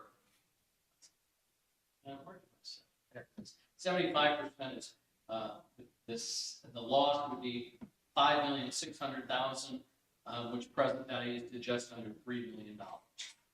What you'll hear today, sure, is that interest rates are rising. I'm sure they're going to go up, and I'm sure they're going to go down. I'm just not sure of the order. And inflation says that they should go up. If interest rates do go up, your current bonds are worth more having that super low interest rate. And again, maybe the long-term contract would be worth it, but I would think with the cost, with the loss of doing this, that it may make sense to see how much demand there is for those federal prisoners. And maybe you're going to say, we need to refinance the whole thing. If in fact that is the case, what I would do on your behalf is I put these out for a public bid, like we did. An underwriter wants to negotiate a bond issue. He wants to come in and buy it, which if I was an underwriter, I would too. I don't want competition. What I prefer to do for my client is make sure we go out and have a public bid. We had bids on our last bond issue from New York, from Wisconsin, all over the country. It was outstanding. It was a very competitive sale. This is a dynamite bond. You guys are rated A+. And the only reason you're not AA is because of the population size. So you guys are moving into the AA category pretty quick. But that's really the long and the short of the proposal that's going to be performed. And it's not an offer. It's just, do you guys want to discuss this? And what he'd like to do is be the underwriter that buys the bonds and that has these costs. Kevin Cowan is coming, he's the bond attorney, and he's a completely neutral party. I'm a neutral party. Kevin Cowan handled the Osage County bond issue and did it as taxable because these laws changed. In November, maybe the laws will change back. I don't know. But it is, it's inexpensive. It's an expensive approach, but that's kind of the long and short. That's kind of. And Joey represented us, just the county on the first bond and the interest rate that we got, and I thought it was great. And I know we asked you to come here today for the same thing, to listen to, I suppose you've been in on all the conversations, or some of the conversations that the sheriff has been trying to figure out getting more federal prisoners in and the cost of that. So is it your understanding, I thought you mentioned in the very beginning, unless I misunderstood, that the sheriff can still take in federal prisoners, but only on a daily basis? That's right. And So he could take possibly 10 or 15. Exactly. Okay. And so it's kind of a neat approach. Now, it may be that and we'll have the attorney here who'll be 10 minutes late, and That was a shot at you, Gary.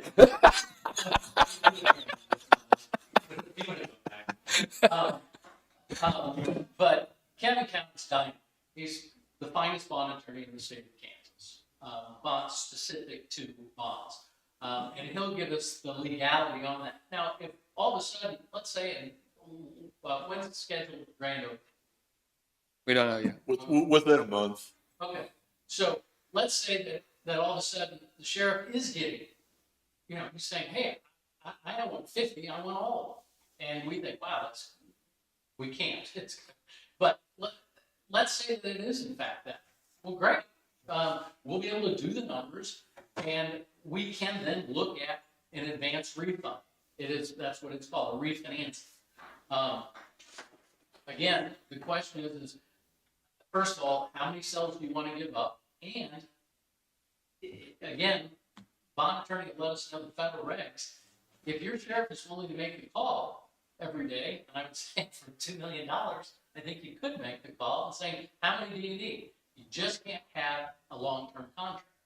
Well, if he's got a good relationship, I see no reason that he couldn't say, hey, I'm always going to have 10 for you. We just can't put it right. That's may say, oh, we need it right. Well, again, then we evaluate, and then you evaluate, do we do this as a negotiated bond issue, or do we do this as a competitive bond issue? I am always in favor of a competitive bond issue, but sometimes the market says, no, you need to find the best underwriter and negotiate with them outside of the market. I don't see that now, but it is sometimes. I'll tell you, in March, when the world locked down, that was the time you wanted to negotiate a bond issue because there were no bids out there. But it's, I mean, you guys know it. You did, I'm sure, bid things for a living. I know you bid things for a living. Do you want to walk in and negotiate it, or do you want to bid it? I mean, it's a lot easier to say, it's a fair price. And I'm sure he's given a fair price. It's just not the best price. When did this all take place as far as the rules change? Kevin would be able to answer that, but it's been the last year. So this wasn't the case when we took these bonds, sold these bonds in the first place. That's right. And we, in fact, had a conversation before the bonds went to market about does a portion of this want to be taxable. To be perfectly honest, I didn't remember that. Kevin Cowan remembered that conversation about having, and at the time we thought, one, we're going to be nearly full.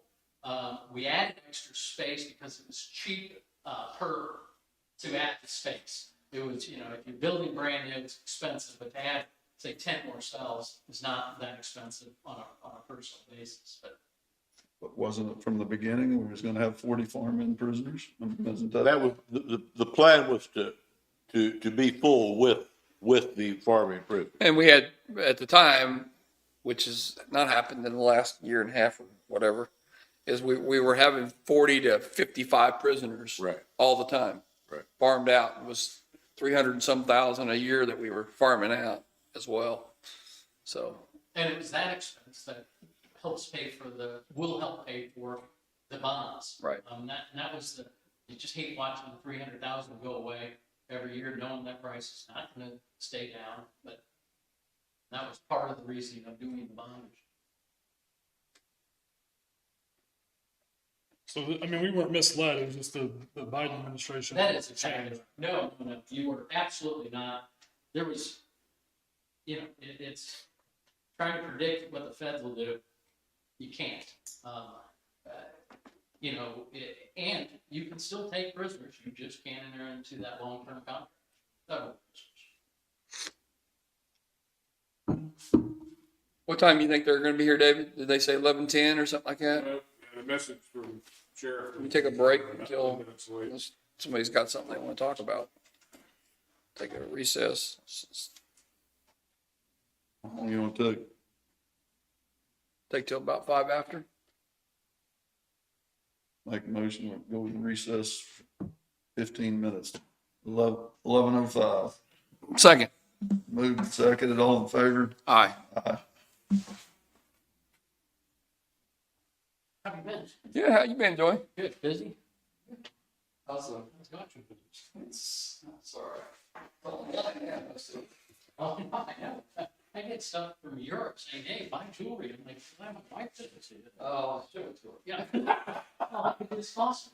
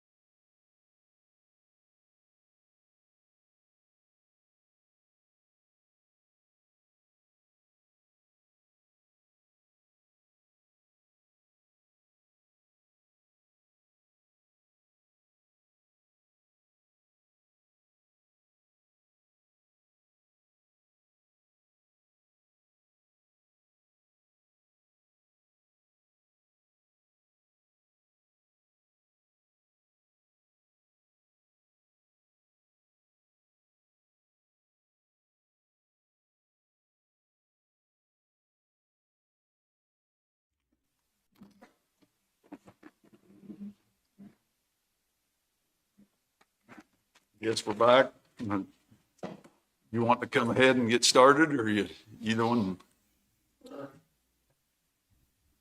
Yeah, step up there and state your name and who you're with, and we'll get going. Good morning. I'm Kevin Cowan with Gilmore and Bell. We have served the county as bond counsel and did the legal work on the bond issue for the law enforcement project a few years ago. And so, Kevin, before you go, let me just say a word about relationships here, okay? Okay. Because I want to make it clear that, you know, I'm the county counselor, I represent you. Kevin is our bond counsel. Yes. So he represents you. Yes. Joey is an independent advisor, but he has a fiduciary duty in that role to represent you. The other gentleman, I don't see him here yet, He's not going to make well, it. he's not going to make it. He doesn't represent you. He is not your representative. He is representative of another entity. So, How did he come about getting involved in this? well, Kevin will explain that, I think, probably, but, Yeah, I guess if we want to jump, Just start wherever you want. I'm You go ahead and start where you want to. I'm not certain, other than Greg Varnberg worked on a recent jail project in Osage County that had some of the same issues of private use by the federal government if you're going to house federal prisoners. And so maybe it was just part of that team. And hey, we've got another county that's thinking about housing federal prisoners. So that's as much as I know about that. I'm going to interrupt you then. Excuse me, because we had a bit of a conversation. When did that law change? Yeah, so and I'll back up even further. When Joey and I were here 2-3 years ago talking about this project, one of the topics was, I think, proper sizing. You could build it a little larger and maybe have the opportunity to house federal prisoners. And are some consequences to that under our federal tax code, federal use of a local government facility is considered private use. It's not considered kind of tax exempt governmental use the way you all can use this building and your courthouse and law enforcement. That's all local government. When you issue bonds, that's governmental purpose, tax exempt. When there's any significant use by somebody or an entity that isn't local government, we can have private activity use, we call it. And for whatever reason, in the tax code, it explicitly provides that federal government use is private use, just like if I were to use it in my business or something. So that would have been part of that discussion. Hey, if you're going to house federal prisoners, particularly if you have a contract that says, we need to use this many beds, we'll pay you for those beds for this period of time. Whether we fill all those beds with federal prisoners or not, we'll still pay you kind of for the reservation of those beds, which is pretty typical for that federal use. That, again, that's going to be considered private use and would have an impact on the tax exempt status of your bonds. What has changed, and I'm no expert in this, I just had to deal with it a little bit on the Osage County, Kansas jail project, is under the Biden administration, I believe there's a rule change that federal prisoners can't be housed in private prisons. And so they have to be governmental jails, prisons. And that has led, I think, to some opportunity, I guess, for local government jails, prisons to house federal prisoners, and maybe even the U.S. Marshals looking for places where they're going to need to have access to house prisoners if they can't house them in private prisons. So that's my understanding how some of this has come up now in a way that's maybe different than it was a couple of years ago. It may be even more pressing or more of an opportunity if the U.S. Marshals are looking for space for federal prisoners. so is the 10% restriction new then, or is it was always there? That's always there. So the threshold, great segue there. Threshold is if you have a facility that's bond financed and you're going to have, it's a two-part test, two-prong test. Private use that exceeds sort of 10% of the project. And in this case, it's an easier measurement and maybe some other cases where if you have 100 beds and they're all the same, the measurement would be, are you going to have more than 10 beds used in this kind of private use? That's easy calculation. If so, if you exceed kind of 10% of your bond finance facility being used by private entities, then the second prong of the test is, are you being paid in respect of that use? And is that payment in excess of 10% of the debt service on the bond? So you have to both have use and payment. If you let some private entity use one of your bond financed facilities and not pay you for it, they could use all of it that they want. And we don't have a private activity problem because we don't have payment and use. And the thought is when you have both payment and use, that starts to look like it's not your project or your portion of the project. It looks like it's, the federal government's project or ABC company that's maybe leasing something from you. And so again, that's the threshold. That starts to look like private is private under the tax code versus governmental. So the 10% has always been the same. And we would have talked about that a couple of years ago. If you had wanted to carve off less than 10% and say, we'll let you use this number of beds and you can pay for it and we'll stay under that 10% threshold, both on use and payment, probably okay. I say probably because we always worry about that sort of situation. If you tiptoe up to 10% use and 10% payment and think we're going to do that and we're going to leave our bonds tax exempt, we're not going to worry about it, then we as bond counsel start to worry about, well, what if there's some unintended private use in the future and payment for it that nobody's thinking about, and it's 3 years from now and everybody's forgotten about this tax exempt bond discussion, and so then it inadvertently puts you over the 10%, and so that's fraught with concern, I guess. If you were ever to think we'd like to allow some of this, but we want to stay under the 10%, it would have to be sort of a healthy margin under 10% for us to be comfortable thinking, okay, that nothing inadvertent in the future is going to cause you to exceed the 10%. So that's kind of what we're talking about here today. You have the opportunity, even if you have tax exempt bonds, to allow that sort of private use. If it's more than the 10% use and payment, then that's considered change in use.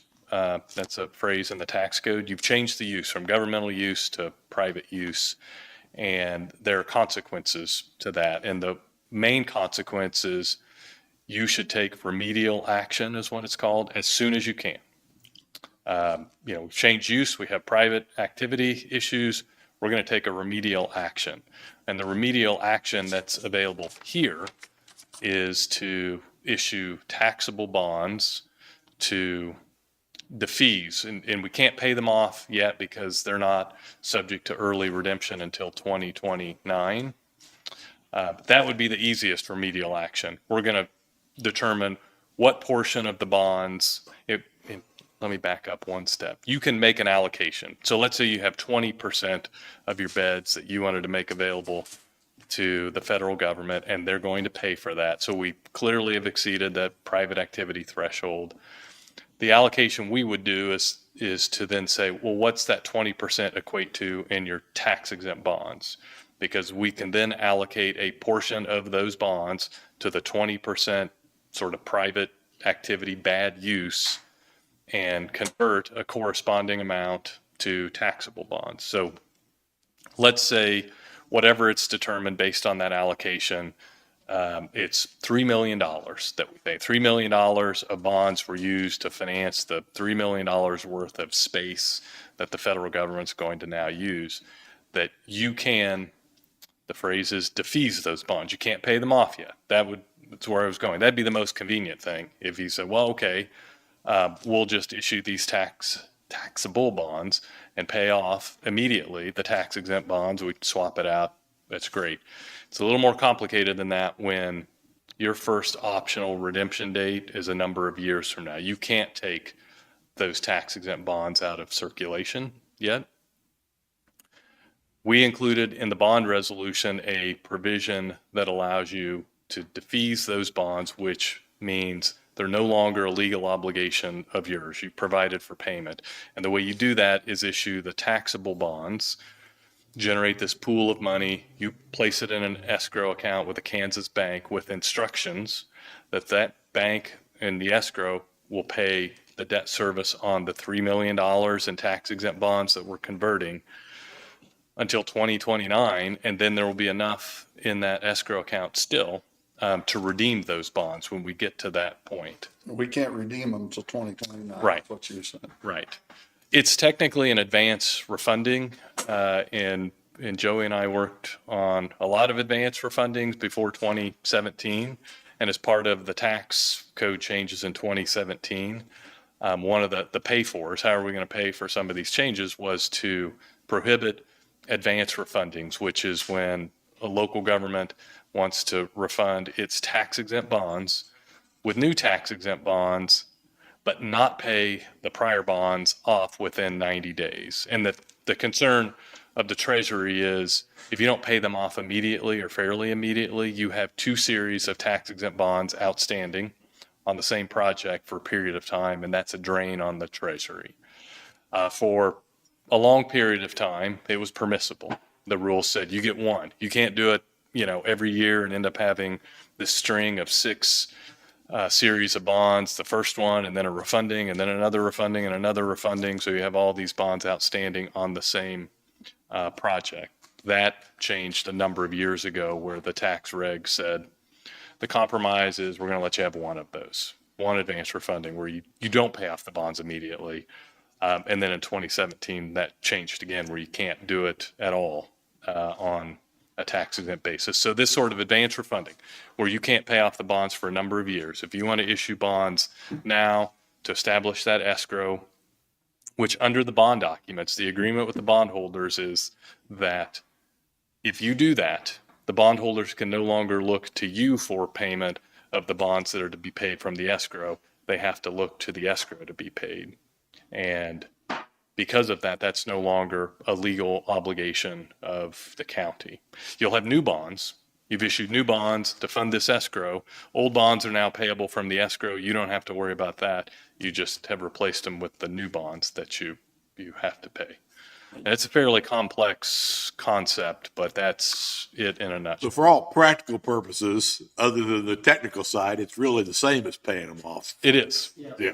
It's the economics, and Joey can speak to it more than I can, but you're going to have 2 series of bonds accruing interest over the next 7 years for the same kind of portion of the project. And back when you could do that tax exempt, it really was simple math. Can we do that? We know we're paying double interest here for a number of years, but have we reduced our borrowing costs so much because interest rates have dropped, we're doing this refinancing, that over time, we're still going to save money. Once we pay off those other bonds, we know it's going to, again, double interest, negative arbitrage, they call it. Your escrow is probably not going to earn enough to keep up with the interest on the bonds it's paying off. So you're usually underwater for a little while. But then once you pay off the prior bonds and you have that lower interest rate, you're going to save money. That's definitely not what would happen here. You're not going to save money through interest cost savings because you're going from tax exempt to taxable and higher rates. So I think the only question for you all to consider is what we know that it's not as good a deal from a principal and interest standpoint. We know it's going to cost us some money over time to go from tax exempt to taxable on a portion of these bonds. How does that economic loss, we're paying more debt service, compare to what we think we can earn by allowing the private use? So that's the way I look at it anyway, and Joey can speak to that more than I can because I'm the bond attorney, not the financial advisor. But I think some of the numbers that Greg Barnberg produced was just to give you an idea of this is the debt service sort of loss you're going to have. So I know that on the 25% where you would refinance a quarter of the bonds, I think the loss was $1 million over 27 years. So then you would need to be thinking about, okay, we know we're going to pay more, $1 million more in debt service under this scenario if we allow this federal prisoner use, private activity use. Will we earn more to offset that and make it a better financial deal? You talk about our debt service, say our debt service is $1 million. I mean, I'm just rounding it. Yeah. So we can use 10%, we can take 10% of that debt service in a year or what? As far as off a federal prisoner? Oh, it's more complicated than that. It used to be sort of that simple, and the feds have actually gotten more reasonable. The Treasury Department, the IRS, and some of our tax exempt bond regs, and it's both sort of use now and also measured over time. So if in a fairly simple example, you said we're going to allow 25% use of our jail by the feds for 1 year, but that's it. Over the life of the bond issue, we're not going to allow any additional use. The feds only got 25% one time. One time. 1 year. So then that use, so during the year, you've clearly allowed a lot of private use, but if it's measured over the life of the bonds, you're not going to get to 10%. It's a 30-year bond issue. It's going to be more like, 1% or less than 1% private use. So again, to your point, your general statement is correct, but the calculation can be more complicated and maybe more in your favor. Like if you said, we're going to allow 5% use, but only for 10 years, 10 out of the 30, I'm confident that calculation is going to be in your favor. We would probably say, well, that's based on that, you're not exceeding the private activity bond threshold. But that gets me into the sort of fraught with worry. We know that. We know you've agreed with the federal government to allow 5% use for a period of time. What we don't know over the next 20 plus years, and none of us know, it's probably going to be a lot of different people, not us, sitting in this room over 27 years making these decisions. What will those governing body members allow? Maybe they, at some point in year 13, allow some sort of private use and forget or didn't know that, well, we allowed some private use and we relied on this calculation that over 30 years you weren't going to allow any other private use, and now it's happened. So anyway, I say all that to indicate whatever you might consider, we'd want to dig into a little bit. Probably one of our tax lawyers that has even more expertise than I do in just the federal tax aspects and can advise you sort of, if you think you're going to be under the 10%, here are the margins, here's the wiggle room you would have, and here's what we would all need to be worried about in the future if you thought we're going to allow some use, but we don't think we're going to get to the 10%. So, just a second, roughly 85% of this project was financed by the bonds. The other 15% is money we already had put back. Does that have any effect on how much of it we can use? Yes. And I wasn't thinking about that. That's a good point. If you have cash that you can allocate and say, these 15% of the beds were funded from cash and not from bond proceeds, that is part of the analysis. So we're concerned about what was financed with tax exempt bonds and is there private use of that. And so having some cash as part of that allocation would help. So is it a 15 plus a 10? 15% cash plus 10% on top of that with the federal rules? Or less than 10%, but Slightly yeah. less. Yes. He is paid to worry about. Yes. I mean, that is his job, to keep me out of orange and us out of orange. But yes, I think it 15 plus something. Now, the 10% stretched over a 30-year period, obviously that's a pretty big number if we wanted to do it. Could we do the 15%, thanks Dave, I completely forgot about cash, by the way, that just added 15%, that you don't have to worry about, or he doesn't have to worry about. So you've got 15% plus the 10%, so we're up to 25%, sorry, under 25%. But we get to stretch it over a 30-year period. Let's say we're that's perfect, we're at 20, we're at 10, we're at 15 plus 5. We go 10, we go 10, we go 10. In year 6, all of a sudden, there's a really big opportunity. We could then, to take half of ourselves and turn to 50%. So we'd have to add, so we're at 20%. Would we do a 30% issue of what's outstanding at that time? So we're still 10, 15, and Yeah. Yeah, the taxable bonds would only have to replace tax exempt bonds, so I think the cash can always sort of be separate. Okay. So, So to your point, I think if we got to a place where we were doing some taxable bonds, it would be theoretically less than what we've been thinking and talking about, because we just carve the cash out and say, what's the use above the cash financed portion, including use over time, adding that variable. and so we can let this be demand driven. I think, I mean, if we can look at it and say, you know, if let's say this year they want 50% of ourselves, well, then you're going to think we do need to do this, because we've only got 20%. But if you're sitting at 15 to 20% all the time, then you think you can contract. So that, Yeah. The one thing I would add, and I added it to my notes to mention, it's fairly likely it won't be an audit at the beginning, but the IRS will at some point inquire about how you're using your jail and whether you have any federal use. And I'm not going to give names because I'm not sure it's all public information, but county jails, both north and south of you, done in the last 5 years or so, have had to deal with the IRS.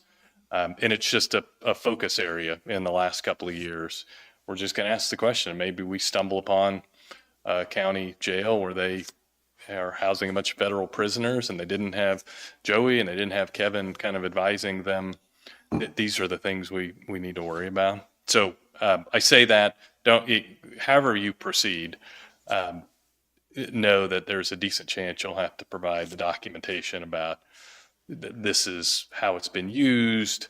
This is the allocation that we made, that because we had cash on a portion of it, that we definitely were willing to use that portion for private use, federal use. And so I don't know that that's a forewarning. It's more of just kind of an assumption. It's not 100%, but a pretty decent percentage of these projects are being addressed with inquiries by the IRS. And some of that may be because, we're now a year and a half into this new policy of federal prisoners are going maybe to governmental jails. Did you work on the Osage project as well? Yeah. So how did that board up there determine the path they went? Did they went with non-taxable bonds? Is that what they went with? Yes. And then why would they go with that versus the non-taxable bonds when the interest rate was so incredibly low? Or was it? they did taxable bonds. Yeah. Not taxable. Yeah. So they did taxable bonds. Right. Because well, I would suggest, I don't know, but you'll be able to answer. Because of COVID, the interest rates were so low that a taxable bond would have been issued at a 4 or less. It was remarkably low. I do think that was part of it. They've already got a contract with the federal, and they don't even have their new jail bill. Right. Is that correct? I think so. I reviewed a draft of it. I don't know the effective date that it's going to be, but just as part of the disclosure document that investors got to review to determine whether they were going to purchase bonds, there was kind of a description of that agreement. And so that's when I reviewed it. But Joey's correct, I think, that taxable rates were pretty low. And so it's kind of a decision. We're still going to have a good interest rate, and it gives us maximum flexibility. We can use this jail, however, we can take 100% of it, federal prisoners at certain times if we want to.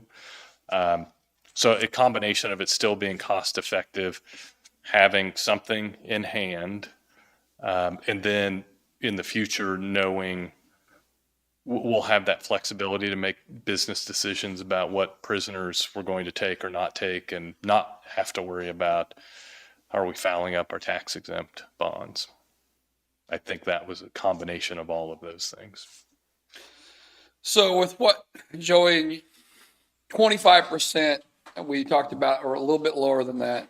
And then if you were thinking, the sheriff's here now, is if the sheriff was to call in, your understanding may be that if you call in and ask if you have any federal employee or federal prisoners to house, I have room today or whatever, does that add to this, or is that totally separate?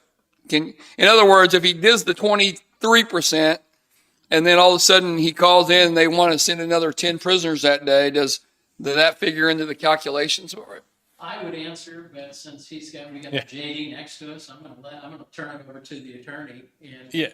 So and you're not going to be surprised. There are lots of rules and regulations on that very thing, but sort of infrequent, maybe it's not even infrequent, but short-term use. So if it's a daily thing, we don't know day to day. We might house some, we might not. We do not have a contract in place for this space to be used in this way. And I think if you do have a contract, it really is what I refer to in the utility world as take or pay. They're either going to take and use the 10 beds that they've addressed in the contract, or they're not. But either way, they're going to pay for them. And so that's the big red flag. If you have an agreement that says we want to have the capacity, I guess, available to us as the U.S. Marshals to know we can have your 10 beds whenever we need them. It may be that we never need them. We never send you a prisoner, but we also understand that we're going to pay for those 10 beds one way or the other. So that's a red flag. That's going to be long-term use, payment, all of that. If it's daily, that's going to fall under kind of short-term use that's available to sort of anybody. Anybody that would have a prisoner. I mean, But I mean, if we have a contract at 20%, and it's completely full, can the sheriff still call daily and get additional prisoners if they're available, and will they count against the tax bond? I think the answer is theoretically yes, but much in the way that Joey deferred to me, I would want one of our tax lawyers to say, yes, and we're comfortable with that, or yes, but we're not comfortable with that, because I think those are the two choices. It's okay, but it kind of gets to that, are we pushing the envelope too much in a way that will get some negative attention or have some I guess, unforeseen situation in the future where that just daily use, one-off use, coupled with some other one-off use could be accumulated to something that would count in the calculation. So again, I think the answer is yes, but I think that's one of the things we'd want to dig in and detail and give you some guidance on. Yeah. I think did we end up with 96 or 94? 96? 96. I guess I got a question. How did we get to this meeting today? I'm confused there, I guess. Who brought this on?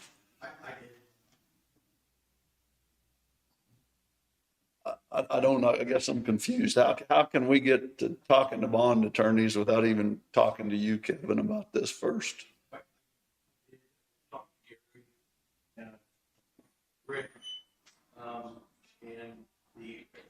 Well, I think there's 3 commissioners here, aren't there? I don't understand this. I'm confused. The problem is when they started, when they reviewed our application for contract, they asked about these situations and how our bonds are constructed. And that's when I had to reach out to somebody to see if I was going to be in violation. So if I'm bringing in inmates, would I be in violation of the bond? they call it penalties that we have to pay. I wasn't interested in, committing fraud against our bond essentially. So I asked the question, which then I notified Gary, of what we were looking at, because I had to have a review to ensure that I wouldn't be in violation of law. Who's in charge of the bonds, Gary? I guess is what I'm asking. Who's in charge of making this decision? Well, as the governing body, you're the ones who are the issuers of the Yeah, and I would add, I don't think anybody, at least I'm not here thinking I'm going to provide some information, you're going to make a decision today. It's more, this is kind of the framework that you can use if you're asked to make a decision at some point in the future, whether that's Well, in who's the the near other future. guy that was coming here? What is? He, Go up, I guess. he's an investment banker, I mean, a bond underwriter that's sort of in the world of, hey, if you needed to issue refinancing bonds. I think that Larry has a relationship with him. doesn't Yeah, he? I think it was just part of that team in Osage County, and hey, we've got some other counties that are considering the same thing. So, It just seems to me there's been a lot of communication going on and the commission didn't know about it. I know I didn't know anything about the meeting until I saw it on the agenda, I but, didn't either. And I just, to me. but it is good information. I appreciate you guys coming, but I'm confused on how this all took place, I guess. How many prisoners do you, I mean, from what I just learned, it looks like you could comfortably do 20 prisoners, enter into a contract, a long-term contract with 20 prisoners. Right. And be under by 5% that threshold. Is he looking for more, or do you? We don't, at this point, we've done the application, with Department of Justice, and I'm just waiting to hear back on the application process. The marshals have inspected our facility and approved it for use. Not that. So, Kevin, with what we just found out with David's help there, that we may be up to 20 instead of 10%, or 20 somewhere in there. And our average now is at about 20 that we have, 20, 25. So we'd still be about 50 spaces available if that was the case. And that's the reason I ask you, Yeah. if it was possible to have a contract in place, and if those were all filled, could the sheriff still call daily and ask for others without trying to refinance something? And the thing of Osage too is they took the non-taxable, right? Yeah. Taxable, but the interest rate had to be better still on the other one, right? Yeah. And they weighed that out and they figured that this was better for them. Yes. Okay. And I did a hospital in Missouri 9 months ago, 10 months ago, and they were talking about all sorts of private use. And I kept saying, well, you're going to take yourself from a 2% to a 3%. And they're like, well, no. I said, no, if you're doing this as a private bond, you've got to do it. But the interest rates are artificially low because of COVID. Right. If you are going to do this, don't fool it. Do it 100% taxable. You're not going to notice it. Go for it. And so it made sense. And it's one of those things, even in Osage County, they probably won't know until hindsight. Was this a good deal? Did we use so much space that it was always going to be taxable, and we profited? We had some cash flow, significant cash flow from the federal prisoners versus, well, if we'd done it tax exempt and never taken a significant number of federal prisoners. And again, you won't know that until kind of the end of the bond amortization, looking back. If we They'd be locked in on their, like 2029 on their bonds like we are. Yeah, I don't recall, but yeah, and Joey can speak to it as well. That's not unusual. That you all as bond issuers would like to have maximum flexibility and the ability to redeem bonds whenever you want to, whether it's for refinancing or you have a windfall of cash and you just want to redeem bonds early, and your investors would like for you to never redeem them early because they're treating that as an investment. And so the tension is there and somewhere in between, and it's usually 10 years or maybe a couple of years less. I mean, On a 30-year issue, this was a 10-year call, which is not unusual. So it's a 30-year issue. Your investors would like to have that investment for 30 years, but the concession is at 10 years, we'll let you pay us off early if you want to, but you're going to leave us alone for 10 years where we get the benefit of this investment. So long answer to your question, but that's typical unless it's really short.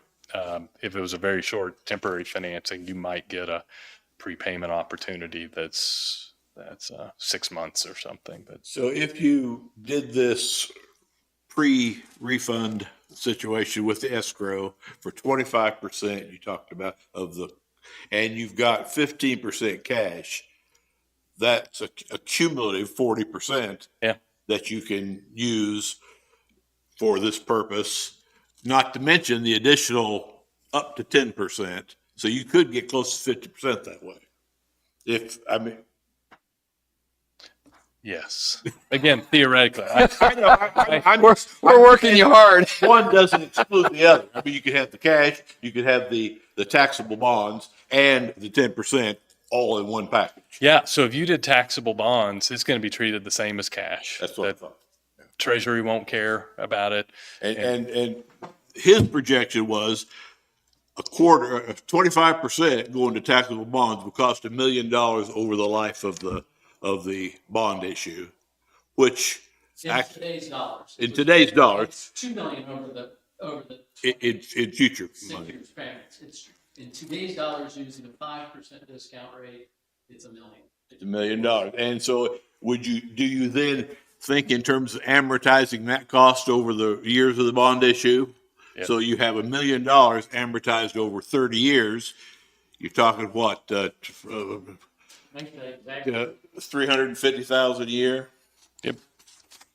On the 25% portion, it looks like it is about $72,000 a year cost. Okay, the actual. Yeah, the delta, the total debt service is, as you said, right at 300,000. Right, that's what I was talking about. But the additional cost to gain 25% freedom. Yes.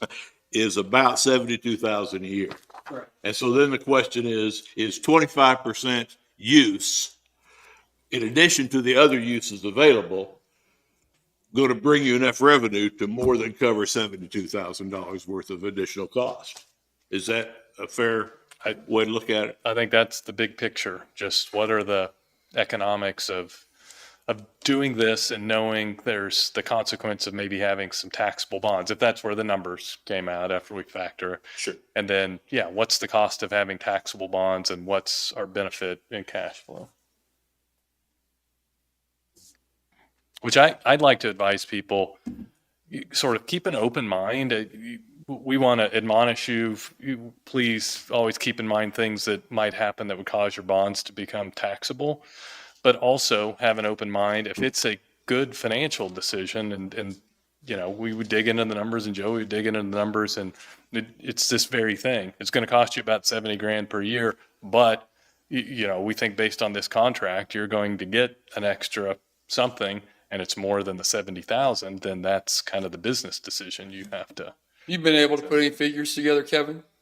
Well, not really, because we don't have a per diem rate set yet through Department of Justice, nor do we know what they will contract with us for exactly. We've seen contracts around the state drop it. Your top per diem would be $105 per day. Probably more realistic per diem for us would be somewhere in the high 80s, low 90s per day per inmate. And those are guesses based on what we've seen around the state. And they could be anywhere from, a 10-bed contract to a 40-bed contract based on what we've seen. If we had a 40-bed contract at $100 per day, we're looking at roughly $100,000 a month in federal inmate holding. That's kind of the pie in the sky, if you will. So, I think it's all a guess right now. Sure. Because there is no per diem set and there is no bed occupancy set at this point. or contract rate set at this point. And Kevin, I know we've mentioned U.S. Marshal, but is there other federal agencies that may be interested as well, or do you know? And what about municipalities like Johnson County or any of those? How would that work out? Yes, absolutely. And if we're not dealing with a federal inmate, it's not considered a private inmate, how a federal inmate is, since January 2020. The problem is they kind of changed the rules in the middle of the game. So for sheriffs about the state, and these gentlemen can attest to that, you know, it almost could put you in a position where by holding inmates in the facility at a higher rate than a higher capacity than I'm allowed to, I could commit fraud. Right. And I just don't want to do that. That's why I asked these gentlemen to report to you guys who are the holders of the bond. Sure. As to that information. And I just don't want to put the county in bad light with the IRS, like we violated something and now we're paying penalties for those violations. But to guess what the marshals is going to want us to do in this situation, like with this contract, it's through Department of Justice under the U.S. Marshals Project. There are other federals out there who probably would be interested, but we have not approached them yet. We're taking, you know, one at a time. The problematic issue is the difference in per diem. Sure. Daily rate that you would receive. A daily rate for a county government around us is going to be $35 to $40 per diem per inmate. So we're looking at a probable 3 times with the federal system. And the only reason I want to hear this is the first time I've heard this information. The only reason I want to hear and hear what you guys are doing is how do we proceed with the project? Because it don't matter to me which way we go. If we go with all counties around us and we house those inmates in, that's fine. I just want to know how the governing body wants to proceed with that, so we do it appropriately. If we were looking at 20 a day without doing anything different with our bonds, that's roughly 21% of our capacity. At that, at $100 a day, you're looking at $730,000 a year in income. But then that's without doing anything different with our bonds, is the way I'm understanding it. You're correct. Yeah, your calculator. What was you? Yeah, I came out with, I was looking at it slightly differently, but I figured that if you set aside your allowed 10% and you set aside your 15% cash and just looked at a 25% refund, then that 25% would be 25% would be about 20 prisoners. 25%, yeah, around 20.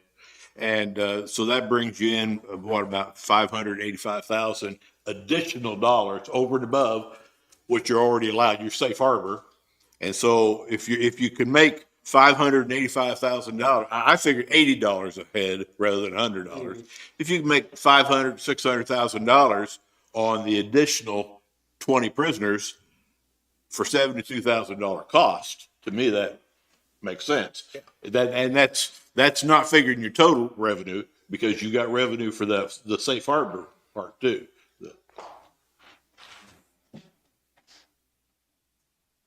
So, but it's a similar calculation.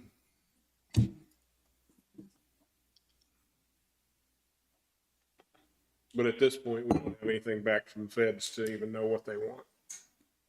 Or what. They just did our facility inspection about 3 weeks ago. But they're aware of the situation you're in right now, where it's the 10% you thought for a while. Actually, Department of Justice is, the U.S. Marshals don't really care. Okay. Because they've already called and asked us if they have bed space available. Okay. So would it? So, I mean, my thinking is the worst case scenario is not too bad. I mean, if you have to refinance 25% of your, Which would give us a 40%. that would give you a total of somewhere in around 40%. That would be a decent revenue. It would cost you, again, these are all hypothetical numbers, but it cost you 75,000 a year to do it. But it would bring in 600,000 additional dollars. I think, if I could invest 70,000 and bring in 600,000, sign me up. Is there more operating costs with the federal prisoners as far as any more staff that we have to have with federal prisoners versus? We pretty well, will staff the jail for the capacity of, 96. So that staffing would be in place. One thing that I could see, of course, the more mouths you have to feed, the more money you're gonna spend. But that would be, part of that per diem rate, that, that they're gonna suggest to us at some point in time, and then we'll negotiate that rate. Is any of the nursing staffing or anything different with the federal prisoners versus the? Yes. So There are a few differences, and they require a few more tests when they come in, like TB skin tests and stuff like that. So that contract, for the nurse staff in the facility is already in place. And we budgeted for that last year at a maximum capacity, if you will. So when we do open, we'll start off with the same hours that we're currently doing over at our jail now, which is 12 hours per week. And then as our population rises, our nursing hours would rise with that. So again, that would be part of those per diems that we would request to pay that contract. Kevin, I thought you had told me a long time ago too, when you first started this, that if it's a federal prisoner like the U.S. Marshal, you may have to take them to their federal courthouse, but that's reimbursable. Is that correct or not? Yes, that is. They reimburse transports. They require 2 positions for transports, and they reimburse those at 1.5 times the rate of the cost of that. And again, we'll see that finalization in a contract someday. So what I'm telling you is what I'm seeing in other offices around the state of Kansas. But that's the norm. They also reimburse for hospital stays. So a transport team would transport to the hospital, and it would be probable that they would be staying at the hospital, and they reimburse that at the same rate of 1.5 times the cost. So that's beyond the daily rate of, like, say, $80, right? Is what you're saying? It's beyond the per diem, whatever that is. Yeah, there would be beyond per diem charges there. And again, we won't see that until we truly see a contract. So are you in talks with them right now and trying to figure out exactly what they want, or? We have been, our last talks were probably 2 weeks ago, and, we haven't heard anything then, but right now, they're formulating a contract at the Department of Justice in DC for this program, to send back to us for review. So what do you need from us, Kevin? I mean, to be able to, what does he need from us to move forward? And Well, at some point, he's going to need to know how many slots he's got available, which means there's going to have to be a decision made about this stuff. I mean, that's what it boils down to. I was going to suggest that maybe one of the takeaways is I can get our tax people involved, probably get some detail. I know we've talked about 15% from cash, but really dig into that and be precise and say, based on kind of final project costs, you spent this amount of cash, and give you a framework that says, if you just wanted to rely on your cash, this is the number of beds that you could, without worrying about tax consequences, you could commit to this number of beds. And at some point, it sounds to me like there will be kind of an offer from the feds. You've qualified, we'll take 50 beds if you had them available to us, but to make that decision, you're going to have to know, well, what could we do without any tax consequence? And then what are sort of the increments? Maybe it's an additional 5 or 10% that we still think you wouldn't have any tax consequences, and what number of beds would that be? So as How I long is mentioned, this I'm sorry, I didn't mean to cut you off. go ahead. Cut everybody off anyway. Thank you very much. is, how long does the process take? So say the commission decided to go along and wanted to go ahead with some of this taxable stuff, percentage wise. The whole process versus Kevin gets a contract and he says, here it is. This is what it pays and this is all the terms and conditions. How long does it take you all to figure out the whole process to convert it back, change it out, or however you want to name it, call it? Probably a couple of weeks. That's it? Yeah, if we know all the facts. And like if you said, okay, we have some of this baseline information and now the feds have requested 50 beds. What does that, if we wanted to say, yes, 50 beds, what does that mean? What does that mean we have to convert to taxable? Again, I think within a couple of weeks, our tax people can assist with that. And now, you would take that information, if that was the scenario, that we do have some taxable bonds, you would take that information, and I think you could make a decision about it, but then you'd have to start planning for, well, we're going to have to sell these taxable bonds and get those in place. And Joey could speak to that in terms of timing. How long would that take? Once you say, we're committed to do it, and we understand one of the consequences is we're going to have to sell taxable bonds. So tell us, how long is that going to take? So the number you're wanting is not just how long to make the decision to sell the bonds, but how long to get them sold then. So Kevin's saying it's 3 weeks or so to get, assuming all the numbers are there. And what he wants to look at is, he doesn't want to shortchange anybody and say, we really spent 12% of our total, not 10%. Then we have the additional 10% on top of that, not quite 10%. And then for me, it would be an official statement, which is probably 3 weeks. 2 on top of that, we're probably talking anywhere from 45 days, 45 to 60 days.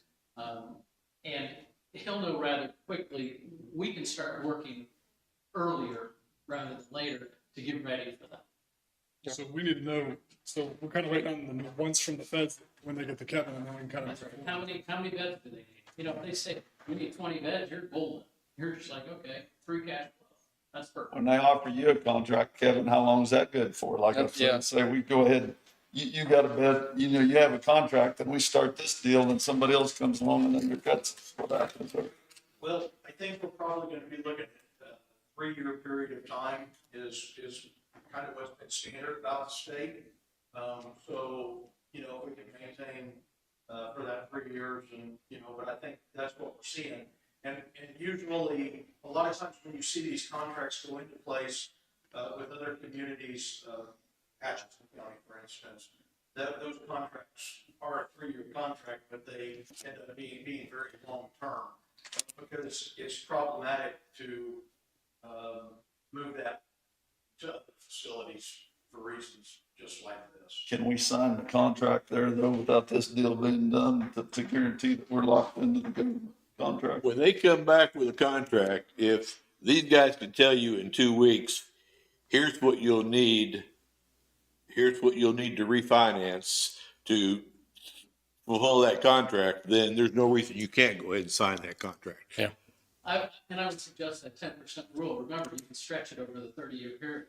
So if they said, we need all of your beds right now, and we have to turn it into 100%, you could say, fine, bring them on, sign away, and we could, in the meantime, be doing the new issue. Using the phrases I used earlier, approving and signing the contract is a change in use. You're not going to have federal use. And then the next steps are the remedial action. You've got to take steps to remedy that. And that doesn't have to happen the next day. I mean, you have some flexibility. Okay. And what Joey's talked about, yeah, I mean, if you said, we just committed to that, we know we have to do something with our tax exempt bonds and we're starting that process and that gets done within 60 days, you are in good shape. Kevin, so do you feel pretty comfortable with what you've heard today to kind of be more in contact with the feds and try to figure out what their wants and needs are? Right, and kind of, I guess, what I would be looking for is, where do we want to sit with this? What number of inmates do we want? If they return a contract to me and said, we need 40 beds, I go back to them and negotiate and say, we can provide 20. And, you know, I don't know where they fall on that, of course. But if we had a number, something solid, and I think it's something that you may well have to study as to how do we want to do it? Or do we just want to essentially pull the trigger on the project and say, we'll, get back with these fellows at some point, to renegotiate those bonds or whatever? I'm just looking for what my negotiable number is, because this is income for Linn County. So I guess a question from me would be, have you had any commitments or verbal commitments to any other surrounding counties that you would provide them any housing and that you want to stick to, or? We really don't have any contractual, just like with us, Anderson County won't contract, Bourbon County won't contract. So just if you have it available, you But if use it? it's available, then we'll do walk-ins. And here's the, when I said 15% from our funds, go back to the original election docs, and it was a total estimated cost of the project of $20,390,000 with an expected $3,100,000 to be paid from available funds of the county. So those, you know, those were at the time when we did the sales tax election. That's the number. It's going to be similar, but I don't know that I'm going to know for sure that exact amount for the county until we're done with the project. Yeah. Because the way that's written, they're a construction manager at risk. If we come in under cost, we get some money back. If it goes over, it's on them. It's other than change. Well, other than change orders, yeah. So, not that I expect to come in under cost, because that doesn't happen.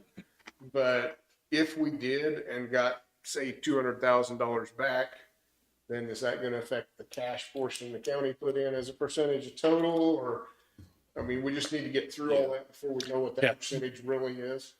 Normally, I'd say, yes, it would impact your cash. Maybe keep your cash because you've already borrowed this money, and the 200,000 would just go to the debt service or bond and interest and be used to pay next debt service. In this situation, I mean, you might be better served maximizing the cash that you spent. I'm thinking out loud. That might be the same thing, same approach. If we keep the 200,000 with the bonds, then that means you've Whether you spent put all- that 200,000 in the bank or pay debt against it, Yeah. it's still your cash. Yeah. But I guess, David, to answer your question, yeah, it would be great to have final numbers, but if we don't, if we're close, and can determine you spent X amount of cash, we may have 500,000 left or whatever the final items will be to pay. We could make some reasonable allocation and still get you to a framework of, you know, we think we paid for 20 beds with cash. Right. Let's address Kevin's question, because I mean, it's still kind of hanging out there. His question is, what number do you want to shoot for? And my thought is, and again, I'm just giving you my 2 cents worth, and it's probably worth less than that, is see what they ask for, and then we figure what's it going to cost us to do that. Because we got 96 beds over there. I mean, why would we choose intentionally to leave 40 of them empty? I mean, that's my thought. I don't know if that's what you guys agree with that or not, but. Yeah, I mean, I think we should leave it open until we actually get something back from them. What would, in the meantime, while we've had this, I'm glad we did, and we talked about it. And what would you do in the meantime? Are you going to put some numbers together for us, do some research, or what's the? Yeah, I if you saw me fiddling with my phone, I I just did. texted one of my tax partners to see if he'd be available for a call when I drive back to Wichita. So just dig in and figure out what's the allocation, or at least a framework for allocation. Find out as much as we can about cash and where we think it's going, and then at some point be ready to kind of finalize it as much as we can. I'm glad the other guy didn't show up because we didn't have to listen to him pitch his thing. But well, his interest is a different interest. Yeah, That's the reason I made the point that we're all here representing the board. Right. Where his interest is It's himself, as- his business. Yeah, trying to do business with the board. So, Yeah, you guys, would you go, and don't answer this, this is something to think about, would, because there's some newspapers sitting there. Would you go 100% federal prisoners if they offered? And then what would you do with the county? How many do you need for the county? If we farm all of ours out? No, how many? Right now, you're running 20 to 22. Okay, so you guys could go up to 60 or so. and he's just going to farm ours out too for 35 and kick in 100. 60 bucks a head. All day long.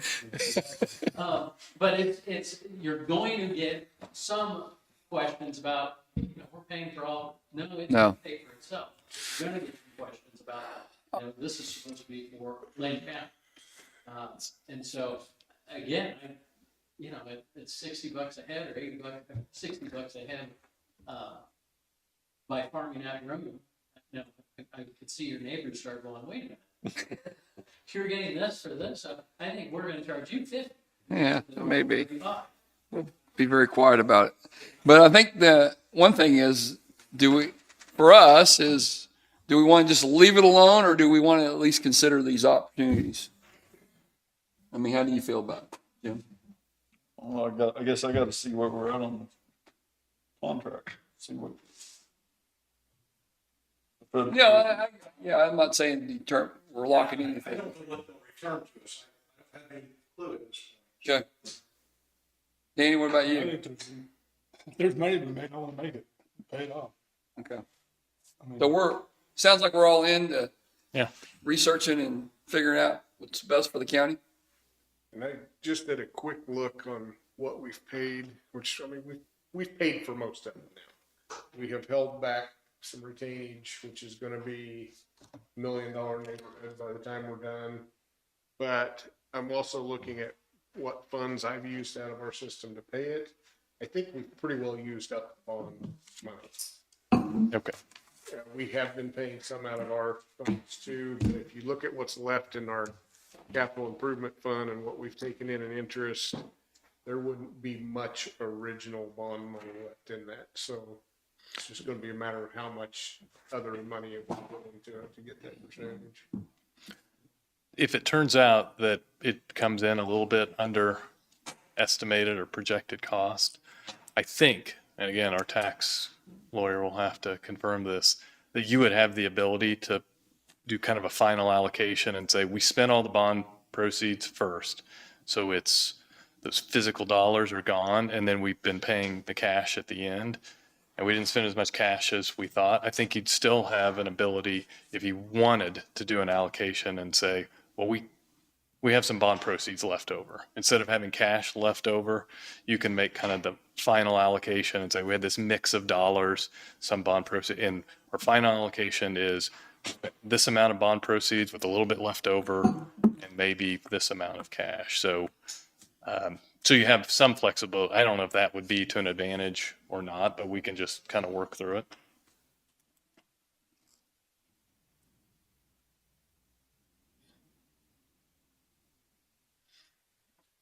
So our plan at this point, as I understand it, Kevin's going to see what contract they come back with. Kevin's going to check into the tax situation, and Joey's going to give some thought to the steps to be taken if we need to.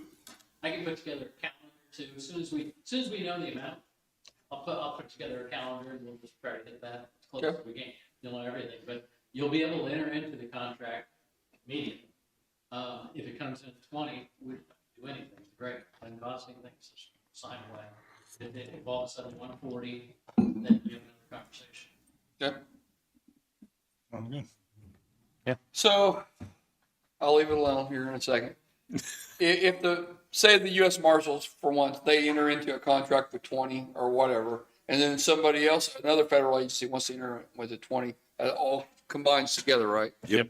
Okay. All fungible. Okay.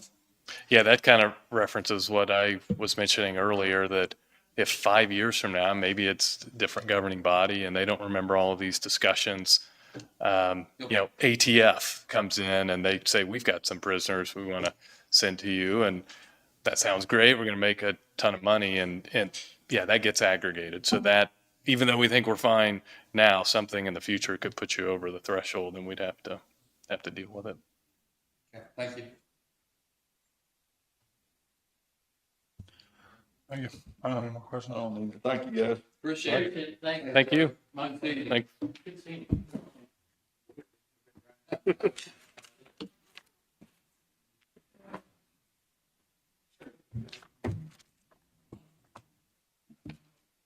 got anything else? We got something on the health insurance? Yeah, No. saving the bad news for the end of the day. Okay.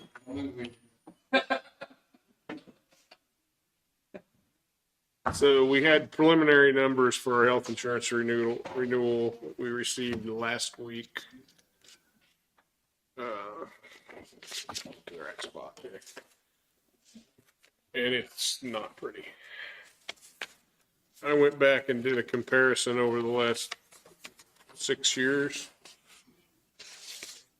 And for this year alone, we're looking at roughly 25% increase on health insurance. Averaged out over the last 6 years, it's about 7.83% per year, which actually is really good when you look at the average, but it's hitting us all at once. So it's going to be tough. Already talked to our benefits consultants, and they're working on some options. So we'll continue to work on that over the next couple of weeks and see if we can find some ways to cut some costs off. But I can tell you, we're probably not going to cut a lot of cost because the biggest part of that is based on our claims experience, and that's going to be the same no matter what we do. Anyway, I don't need anything from you guys on it today. I just wanted to make you aware of where this came in and that it's going to make things a little tougher at budget time. But we're working on seeing what we can do. So you said it's gone up because of all our claims? Yeah. So is there any safety costs or anything we can take to try to to show the insurance companies that we're trying? It's not going to matter on health insurance. Oh, well. Work comp, we get some breaks for doing that kind of Are stuff. we self-insured through that? I mean, through that? Yeah. Yep. Now, good side of this is I'd already budgeted for a 10% increase. So it's still 15% more than that, but I had some of that figured in when I did this year's budget because this renewal is August 1st. Also, we carried over 150,000 more at the end of last year than I had planned at budget time. So that's going to take some of the edge off of it too. So, I mean, we've got a little bit to work with, but said I just wanted to make you aware of where we were, and it's not the renewal we were hoping to get, but it's also not a huge. Was it kind of expected, or? I wasn't expecting that much, but we've had some really big claims over the last few months, and that's driving it up. Some of what they base that on, besides just our claims on the fixed cost side of it, is where we have our stop losses, and we're actually buying insurance for a stop loss per employee and for an aggregate on the whole group. And we've had several claims that have gone over those specific stop losses in the last 1.5 to 2 years. So then that's making the rates go up on that coverage too.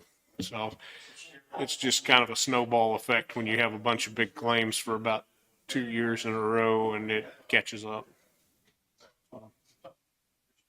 But like I say, I don't need you guys to do anything right now. I just wanted to make you aware of where we're at, and we're going to keep working That's on it. not all going in one budget though, right? Is this split out over? That's the employee benefit budget. Okay. Yeah.